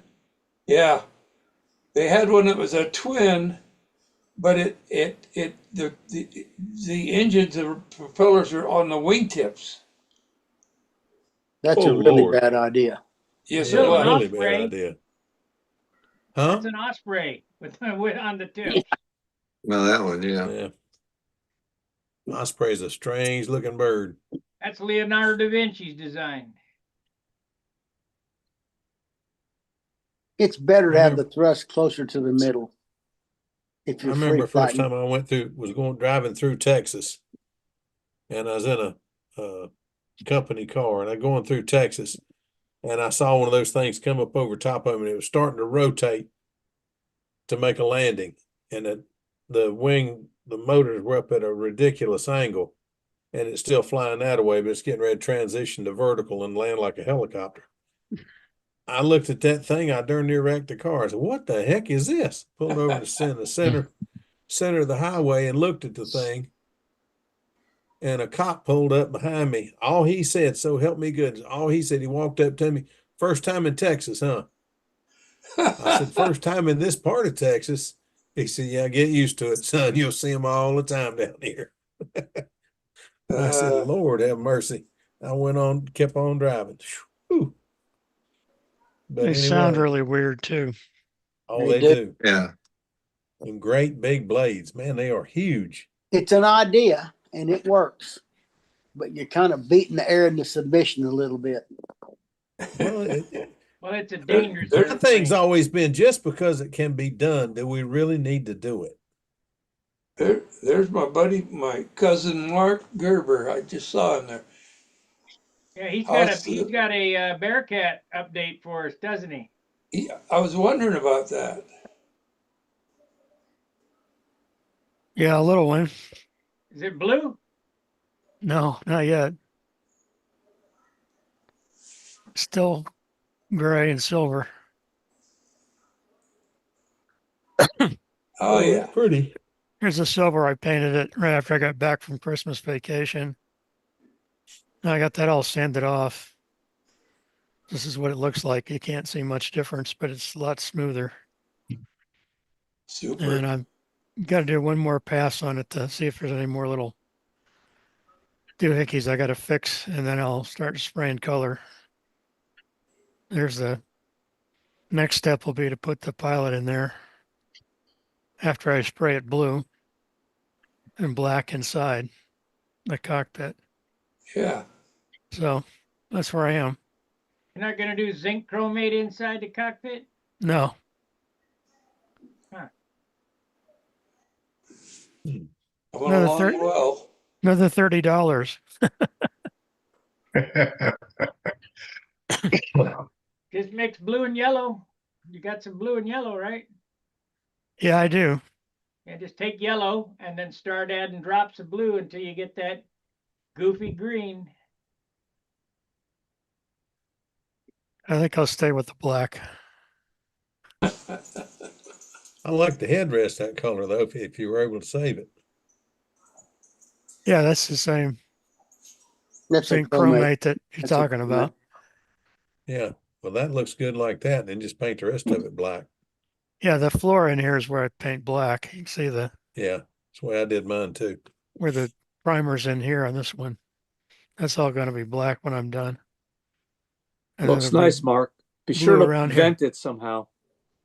What's that? Be sure to vent that cockpit. A Yeah, I hole do. into I the do have floor. it vented back underneath. So Yeah. Wow. For sure. No, thank you. I'll take a soda. Make sure you put a piece of double-sided tape hiding somewhere in there. So any of the stuff that's going to vibrate around gets stuck to it. yeah, Oh, that's clever. It's a clever idea. that's what Wendy does. He has does he use a piece of gauze or something? I used to use as a vent a cigarette butt glued into the floor behind the pilot, and then underneath that shell at the back behind that, I would put a piece of double-sided tape. So if you ever got there's always some debris that kind of vibrates into that, just little dust. You shake it around and get it stuck to that double-sided tape, and it's gone for good. Well, I've got a big door here in the back on the other side, and I'll get in there with an air gun before I get too far along and make sure I got everything out of there I can get out of it. Yeah, but I think what Sparky says, there's always something. He's right. Yeah. You'll find it. Breaks loose. Don't use the full 90 PSI. That's a little experience talking there. Especially after you put the canopy on, because if you do, you're liable to have an ejection sequence you didn't plan on. No, I'll do it before I put the canopy on. Oh my goodness. Just the vibration of the engine will shake loose some shit inside the canopy, and you'll see it vibrating around in there. So whatever. I had very little in the first one. I didn't have any noticeable debris inside. You probably had it sealed up good from the inside and a little bitty hole where nothing got in it. But Gary, I just got my calendar today. It looks nice. Okay. Anybody I else didn't got get theirs? mine. I'm gonna have to complain to the postman. I'm too far away to get it that quick. Hi. Down too many hills. You can drive You're closer than we are. You can go pick it up. up. I'm 2 hours from them, and drive over and pick it up. I might see it next week if I'm lucky. You know, Yeah, it might be in understood February this. before I see mine. I didn't. You know, I I don't didn't understand check my this. mail today because I figured the mailman was taking an extra day off. There's 5 AMA members right around me. And Tom Looper, Buddy Barbie. We all, it's a standing joke. When did you get your AMA magazine? I got mine Wednesday. I thought, hey, I'm in the first group this year. No, everybody else got theirs last week. Mine's postmarked Tuesday. December 29th. Mm-hmm. And I got it here in Colorado on January 2nd. So not bad. Pretty good. Pretty good. I got mine today. I'll tell you what, it gets me. Right across town from them, and in fact, they're all around me, really. And they all get it before I do. I do not understand. But I have to use a rural carrier. Maybe that's it. I don't know. Whew. I showed you that picture, the 2026 T-shirt. That's a Gary design. Yeah. Kenny Stevens airplane. Now, those are nice T-shirt design. Those are really nice. Gary designed that. Yep. You have done very well, Gary. Looks good. Where did Mr. Hunt go? He had a phone call. Yeah. I don't think we've sold very many of them T-shirts yet. Well, I don't buy T-shirts in the wintertime. I can't wear them. I freeze. I'll get one when it gets a little warmer. Probably get 2 of them. A red one on the blue one. They don't come in plaid. No, I know it. He just don't get it, Joe. We got to work on him a little bit. don't wear t-shirts. They don't have pockets in them. Yeah, that's true too. Let's see how many we sold. I don't wear many short sleeve shirts. I freeze to death in wintertime, and in the summer, the sun just wears me out. Well, get you an overhead sweatshirt. I got them. That's too hot. Get you a hoodie. Yeah, I got a hoodie on there. I don't have to have a hoodie now. That's not a bad idea. You can't do a reverse swing over wearing a hoodie. I don't think you'd Only have once. permission. You can do it once. I can't fly wearing a darn do it hoodie. once. I've tried it. I just can't do the overheads at all with a hoodie on. I don't understand it. Overheads could be a problem. Well, Tom too much Looper starch. goes- If you have a lot of starch in the hoodie, you can't do it Yeah. overhead. Yeah. Tom Looper goes out and he bends so far backwards, his face is looking straight up to do his overheads. If I get past about that straight up and down, past about there, I fall over on my back. That man is he's 83 and he's amazing. Oh, you did? Sorry. Man is 13 years older than I am, and he just absolutely, I still cannot keep up with him. He's amazing. 2 of these. That's what I want to be when I get that age. Yeah. Oh. I told him I wanted to be like him when I grow up. And he says, Yeah. "You're already a foot taller than me. I think you've grown enough." We've been ragging each other for 50 years. I mean, what the heck? Is Buddy Barbie flying near you too, Phil? Yes, sir. He sure does. Probably see him at lunch tomorrow. Good. Buddy Barbie and Kermit Payne and Kermit, yep. there's a We'll be couple seeing them others. at Brodex, I hope. You sure will. If he's alive and upright and still able to take nourishment, I'm quite sure Kermit will be there. Kermit and Ida. Huh? Kermit and Ida, yeah. Yeah, I'll tell you what. He's been wearing them out this year with that dadgum trophy trainer. Oh. He's got everybody wanting to build profiles now. I said, that's all right. That's all right. I'll build a profile, but it's probably going to be a Mo-Best or a Trailblazer or both.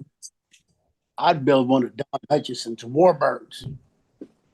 Well, I've got one of Tom Morris's Warbirds downstairs, a Mustang like yours, except electric. Yep. I Is got to that get the that built. profile that I painted? Huh? Is that the profile I painted, Phil? Not mine. Mine's still bare wood. Oh, I thought you said he had one of Tom Morris's Mustang. No, it's one of his kits. He made about 75 of them and sold them. Mine's a Pat Johnson Mustang. Yeah. Well, Pat actually designed them. Okay. But Tom, I understand. Kitted them and then sold a bunch of them. He built the fuselages and then sold them. I understand. Oh, I actually initially bought a fuel one and was down there, and he kept consoling on me the virtues of electric, and I traded with him. Brought an electric one home, and I still hadn't finished it. That's 2 years ago, and I still hadn't built it. It's on the list to be built, but I hadn't got to it yet. Shoo. I got a big old Bearcat downstairs profile that Frank McMillan designed. Not Frank McMillan, Frank Williams. Frank Williams designed. It's built, it's primered. All it needs is a final coat of blue and the trim colors and lines and clear and buffing and polishing, and the motor hangs off the wrong side of it. And I may finish it this summer. I don't know. I hope to get it finished, because Tommy built a Hellcat off of my plans. And wow, that thing flew well. And I did get to see Frank fly his Bear at the Nats, and it did well. It's a profile, and it did well in expert. I mean, it did well. He didn't do anything standard though. Everything Frank did was different. He had a rear exhaust motor, but the exhaust forward, and then turned and went down and went under the motor, and then went in the pipe and then went back. They did cool stuff. He did. He did some stuff that made you go, why he do that? He is a rocket scientist, you know. He literally is a rocket scientist. The brilliant man. If you ever talk to him, he'll leave you wondering, what did he say? He is so smart. Good grief. Got a wind tunnel in his garage. Oh my word. I don't doubt it. I don't doubt it a bit. There's a story goes at the Nutsy one time. There's some boys sitting with Frank, and Frank was drawing out pipe dynamics and how a pipe works and how an engine makes it go and all this. And they did that for 30 minutes and got up and leave Dairy Queen. And Frank got up and walked out. The next guy and the next guy and the next people beside the table says, "What's he think he is, a rocket scientist or something?" And he says, "Well, yeah, that's what he does. He works for NASA." You know. No joke, yeah. He's a brilliant fellow. I can't remember what I was doing at the Nats, and I think it was my stunt wagon did something weird. And I said, "Now, why the heck did it do that?" And he says the barometric pressure changed, and it starts talking stuff that I didn't understand what the devil he was talking. I knew what barometric pressure was, but I didn't. But the gist of it was get rid of that 5% fuel and put some 10% in it. So I don't remember who loaned me a tank full of 10% nitro, half and half. And it ran like a clock. 3, 4. But then 2 practice flights later, the tank broke, and Bob Hunt and Bill Werby said, "Philip, you're soaking us." Well, ain't but one liquid in the airplane, so I knew what had to have happened. Sure enough, the tank split. I don't know why. Brought it home, patched it, never had a problem with it again. So, David, you get to fly tomorrow? Is it going to quit raining? I just checked my phone and it's going to be raining tomorrow. So I don't know. It's been raining out here in LA for 2 weeks now. Didn't the song Put it say off. that it never rains in California? Yeah, But the song says. But when it does, it pours. It does. It pours, man, it pours. Yes, guys. Yes, it does. Yeah. If you put your address in the chat, sure, I'll send you a calendar. Okay. So just put it in your chat there, and then I'll get it here. And Send it to a private message. That way it's not out over the internet. All right. Thank you. Okay. Thank you, Jared.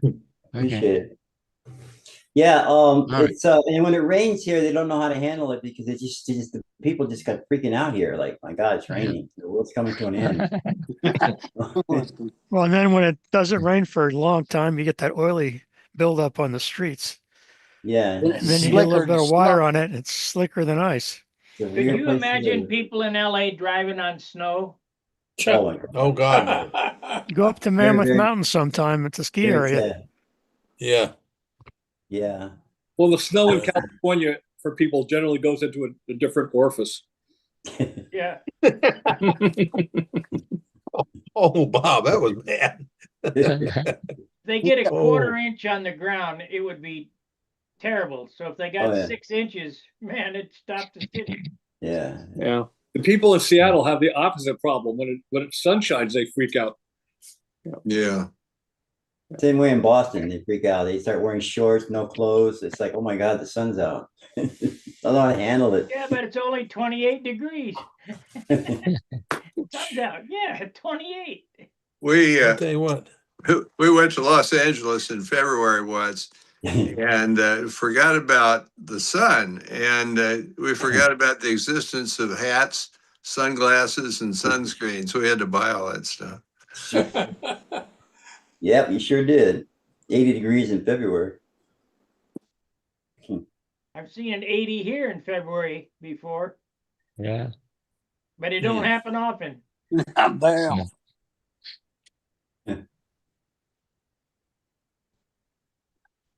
Well, I got one for you. Columbia, South Carolina. You would think that's far enough north that it would snow. Daughter's been there 10 years. She says she's never seen snow. On the other hand, in Columbia, when it rains, they close the schools. When it rains hard, they close the schools, send the kids home. There's 3 rivers that come together there, and they're afraid it's going to Hmm. flood. They won't be able to get the kids home. Did anybody see the pregame show to the Rose Bowl? No. Early in the morning, it was raining so hard they had these big things Yeah. pushing rivers off of the Yeah. Yeah. It was, unbelievable. Yeah, I saw pictures of the parade in the rain. And Mhm. boy, Yeah. I've been to that parade. That would have been miserable out. Oh, You know Oh, how you- to keep the rain off the lens so they can photograph it? Yeah. What were you yeah. doing in that parade? I was an observer, but I saw Oh. people camping out for 2 days along the curb, Yep. and I'm sure they camped in the rain this year. Yeah, that's common. Jim, they have tent cities in LA. I mean, that's California's a different world, man. I lived out there for several months, and then one day it rained, and I woke up the next morning and I could see mountains. Oh, What the pollution out there. Yeah. I didn't know we had mountains right there. Wow. The air's gotten much better, the air quality. I have to give them credit for that. Yeah. See, when I grew up here, Back in this- you couldn't see the mountains unless Yeah. rain. Otherwise, you couldn't see them. But Well, the vehicle emissions Yes. laws really did work, and you're right, Dave. It's they did. as bad as it is. It used to be worse. Yes. Oh, I remember can in the 70s. In the 70s, you go to the Golden Gate Bridge, and about 9 o'clock, you'd see the fog. It was really smog, but they called it fog. Roll in, and then it was just smoggy all day. You couldn't see much anything, and then about 6:30, 7 o'clock, it rolled back out, and you could see everything. We had for a little smog while. alerts here for years. We haven't had smog alerts here in decades, probably. I had never, I'd heard about that, but I was out there one time to see my sister and saw it. And that was the darndest thing I've ever seen. Natural occurrence, but the fog or smog just rolled in the morning and rolled back out in the afternoon. I don't know how people live there because that crap was hard to breathe. Air quality's gotten really pretty good here. Yeah, And that's Jim was when saying I was that- out there this past year. It was really nice. All they had to do was charge $7 a gallon for gas, and yeah, it got better. Yeah. People quit driving. Well, actually, it was on its way to making a great improvement in the 80s. By the 80s, you could see the improvement, and I can remember in the 60s, you could just see the shapes of the buildings through the smog from across the street. It was that Yeah, bad. but you'd also pull up to a stoplight. You didn't need to look at a Hot Rod magazine. All you need to do was look at the car beside you, because there was a Volkswagen Bug, but it had a 426 in the front end, and the guy driving it is in the back seat.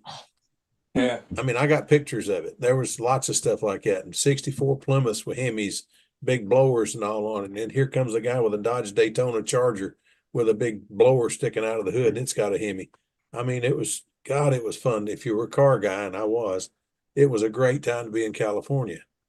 But Yeah. now it's these little doodle bugs going me, me, me, me.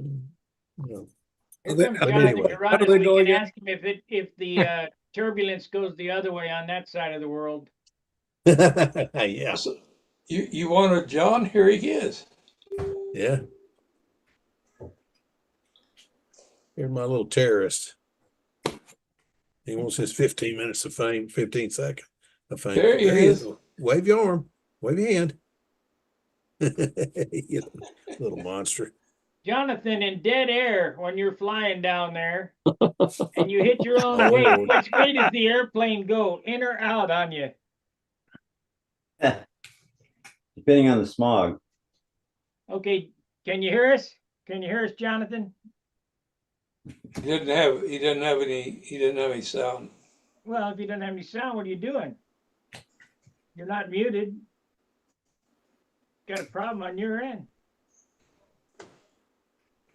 Where'd he go? I don't see him. He's right there. There he is. Can you hear us, Jonathan? Calling the other side of the planet.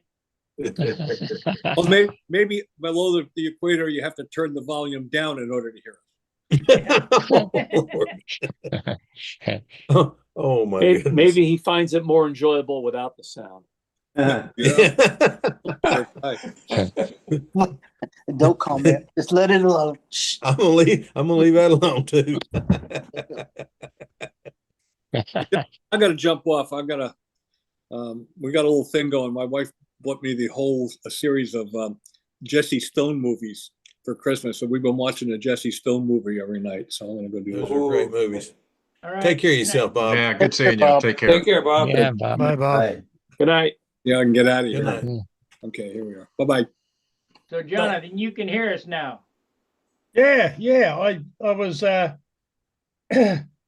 lying down having a bit of a rest, and I had you going on my phone, and I heard some mention about New Zealand, and I thought, oh, I better jump online. And Boy, that's So a I big went- I went- lag. That was an You're a hour brave ago. man, Jonathan. yeah, I had a bit more of a snooze, and I thought, oh, I'll get the thing going, but then I couldn't get audio for some reason. That was an hour ago. I mentioned New Zealand. Yeah. Well, no, an hour, a day and an hour ago.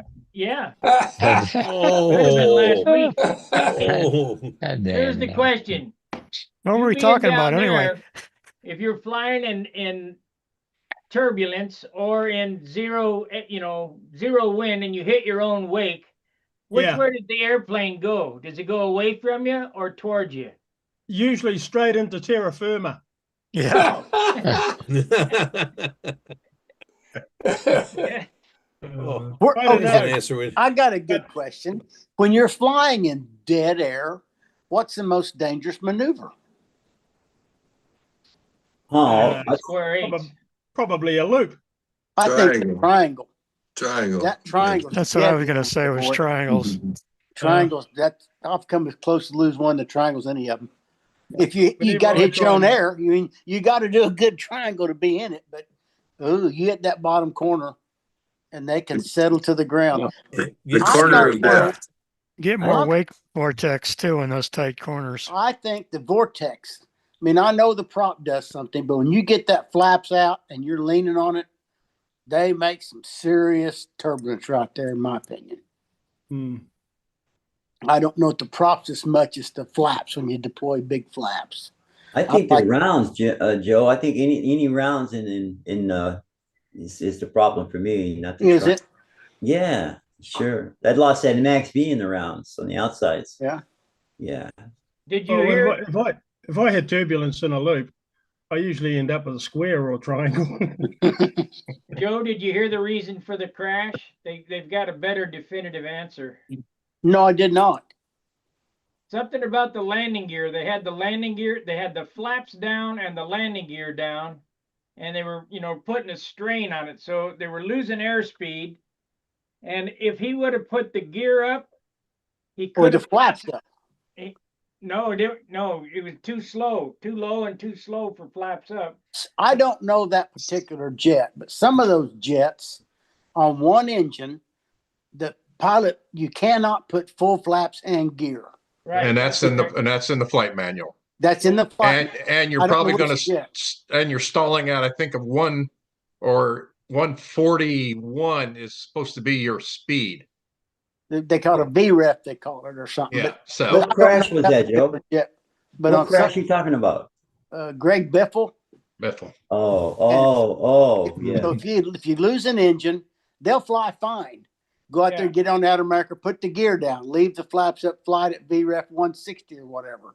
When you got the field made, then go half flaps.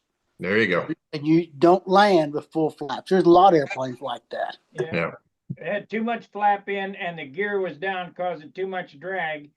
And Captain Steve said that he possibly could have made it if he'd have pulled the gear up. He'd have been low and maybe hit the ground, but it would have been flat. He was just too low and slow. What airplane is this? Cessna 550 Citation. Yeah. Citation 2. He crashed on landing, right, Joe? Was it Yeah, landing? coming back. He hit on the airport, but he drug it through the trees to get there is what I read. I don't know how true all that is, but Yeah, it caught fire, didn't it? oh my gosh. Yeah. Yeah. Hit the approach light and went through that. And It was a bad Skid deal. across. Terrible, just terrible. The correct answer would have been they lose an engine, just fly it straight to the Atlanta airport. Right. Leave the gear up, clean it up, get the motor up, do what you're supposed to do, and go back, get on the ILS, and at the appropriate time, put the gear down. And you could land with no flaps. You're just gonna be going faster, but you could also, when you got the airport made, put your flaps out and use that to slow down. I mean, they train for that, Ed. You know all that. They train for Yep. What is it, 1,000 feet, 1,000-foot altitude per mile, or is it, no, 300 feet per mile for glide slope? I don't remember. Depends on the Everyone's It's different. It's different. It's how fast you're going. How much weight you are. It's an angle. There's certainly 2-degree angle, I think, but 3. 3 degree. It was a bad deal. That's a shame. Mm-hmm. Hey, can I ask Jim Hoffman? Jim, how do you like your Ukrainian airplane? Oh, very much. I'm very pleased with everything about it. Wow. Okay. Sounds good. What's it called, Jim? It's called a Maestro 2. Is that it above your head? Designed and built by Sergei Solomonikov. There you go. You want to see it? Yes, Yeah. please. Yeah. Let me figure out how to do this. There we go. Let us know the longevity of that thing. Long time. Yet Cinco's only last a year. Well, So Oh, yeah. Well, that's That's a pretty. pretty airplane. that's nice. I know a guy flying a Yetsenko that's like 13 years old, looks brand new. Yeah. Yeah. Yeah. We got a Their couple of electric's guys better that than- fly 'em. If they're electric, it's a lot better for them than gas. I'm quite positive of that. Yeah, I don't see any reason this will wear out quickly. I mean, you're right, Joe. I agree. There's no vibration. Right. My Blue Max, the 67, it's got mini flights, and I've had to take the pins out and get a Q-tip and some CA and dump it through there, and then put the bolt back into. Stuff gets loose. The vibration's hard on stuff, y'all. It is. No adjustable lead outs. Not on that one. Isn't that interesting? Well, Warren T. told me a story. A guy he knew bought 3 different Yetsenko airplanes and started cutting on them and adjusting this and adjusting that. He ended up putting them right back where they belonged, where they came from. Yeah. So the only thing I have adjusted on this is I can adjust the elevator throw. And it came to me probably close to 1-to-1. And then I took out a lot of flap. I put in almost as much elevator as I could. And at first I narrowed the handle down and the corner got better, but nothing dramatic. Then I put the handle spacing back where it had been. And then I got the really good corner. You got the woof. Yeah. When it started off, the corner was about the same as my Predator. But by taking flap out, I think it's a harder corner than the Predator now. Taking flap out. Yes. Yes. Oh. Can you lift the camera where we see the Top of the wing. I'm not that tall. All right. One It's minute. the same as the bottom. So you increase the elevator relative to the flap. Oh, that's sharp. Correct. Right. Wow. That is sharp. When it starts Pretty airplane. sliding, you know you got too much now. Yeah. That is really sharp. A beautiful airplane. Beautiful. Yep. Yeah.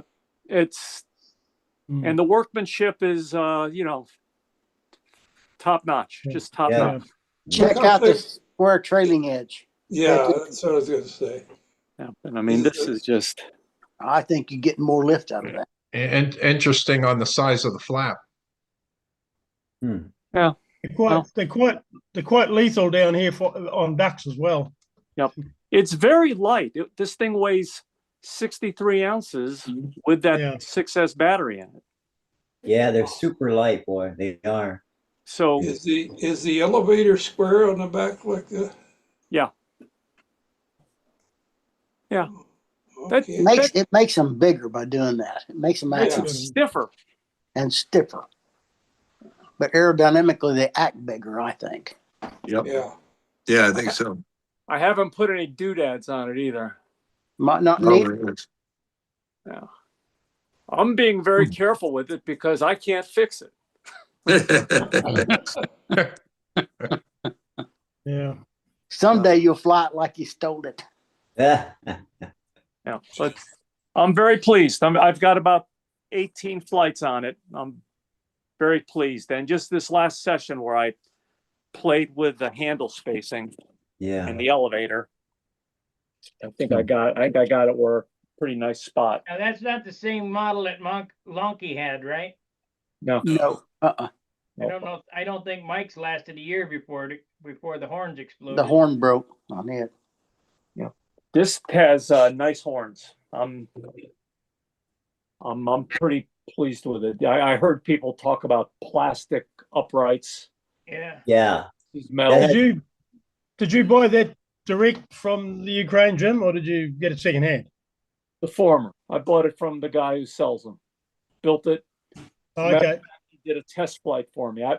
I'd heard some stories, and so I asked him to take a test flight. Yeah. And he did. He was happy to do it. He sent me the video. And no, it's. Did he fly it like he stole it? He flew it like he was about to be top 5 at the Nats. That's what I figured. He's really, really good. Mm-hmm. Sergei Solmonikov. You'll see if you look for his name, you'll see him at the top. I've seen his name. And he told me, here's the lap time I like, here's the line length I like, and I emulated that. What line length you got on it now, Jim? I'm about 67.5 feet center to center. Center to center, okay.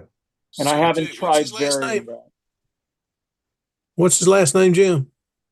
Solomonikov. Wow. Solomein Akov. What's your lap time working out to be? I'm flying about just under 5'4". Yeah. He says he likes it at 5'3". I tried 5'3". It did fine at 5'4", and I left it alone. But I've played with lap time a little bit. So how much was it shipped and delivered? It was about 3,400 US, but that includes shipping. Box. That includes a beautiful box. That includes the entire powertrain. This is an Igor powertrain, the motor, 2 props that I would value at $70 each, 2 spinners I would value at $70 or $80 each. No batteries, right? No batteries, no lines, no handle. But you know what it costs to build one of these. Oh shoot, you can't build one for that. So I feel that's a bargain. I'd say. Heck, shipping alone. Yeah, the shipping's crazy Well, nowadays. the motor package is going to be knocking on 550, isn't it? That's Can right. you even do it for that? It's right under 500. Right under 5. I thought it'd be Powertrain. good. Yep. So it's got the new Igor stuff in it, right, Jim? The one that's got the like the virtual 2.4 brake and all that. 13 pin. No, Okay. Dave. The answer to that is no. It's the Okay. first generation Igor Berger. Okay, timer. that's plenty. That's fine. Yeah, it's fine. But his props are really works of art. It's a 13-inch prop, and they weigh anywhere between 10 and 13 grams. Yeah. Holy smoke. Igor prop is about 17 grams, and it's 12 inches. And that's fabulous. Yeah. So, super. There's a couple of those in New Zealand, and Kevin Barnes planted those a couple of weeks ago when we had the Auckland champs. He was flying inverted and he hit a bloody duck and went in with his. And I bet it was bloody. Yeah. And another member of our club, he's actually cleaned up down at the Nationals, I believe. He's got a fairly new one, and he was messing around programming it up at the airfield a couple of weeks ago. And that one, oh man, is that thing, boy, oh boy, it just is so fantastic. It just never seen anything fly like it. It's amazing, and he's doing really well. Chris Renton is his name. Oh yeah, it's combat flyer. Yep, that's right. Yeah, well, he's going over the stunt now. Blimey. Yeah. Say That's not hi. hardly fair. Say hi. Tell him I'm disappointed he's flying stunt. But Well, I think Howard, pretty... you're flying stunt. Yeah. Don't tell him. I didn't bother going to the Nationals because a few guys didn't go because it was just mucked around. We moved out of the place we normally do it, and I buggered everyone up for accommodation, one thing and another. But the weather's been we've been very lucky with the weather, because I look outside now and there's a huge thunderstorm brewing again, and we've had a lot of pretty savage thunderstorms and global cooling. I don't know what it is. But yeah, they're beautiful aircraft, Jim. You're going to have a lot of fun with that. They are fantastic planes. Fantastic. Well, guys, it's time for me to end the YouTube video. I got to go also. I got to run. Yeah, I got to check out as well. So, All right. You guys are no fun. I'll see you all Monday night, I hope. All right, bye-bye. All right, for everybody watching on YouTube, like, subscribe, and share, and we'll see you later. Fair winds, tight lines. Yep. See you. Cheers. Happy New Year. Yeah. Happy New Year. Oh, we're down to the final 6, 7. 6. So. Hey, Sparky? Yeah. Yeah. I got a question for you.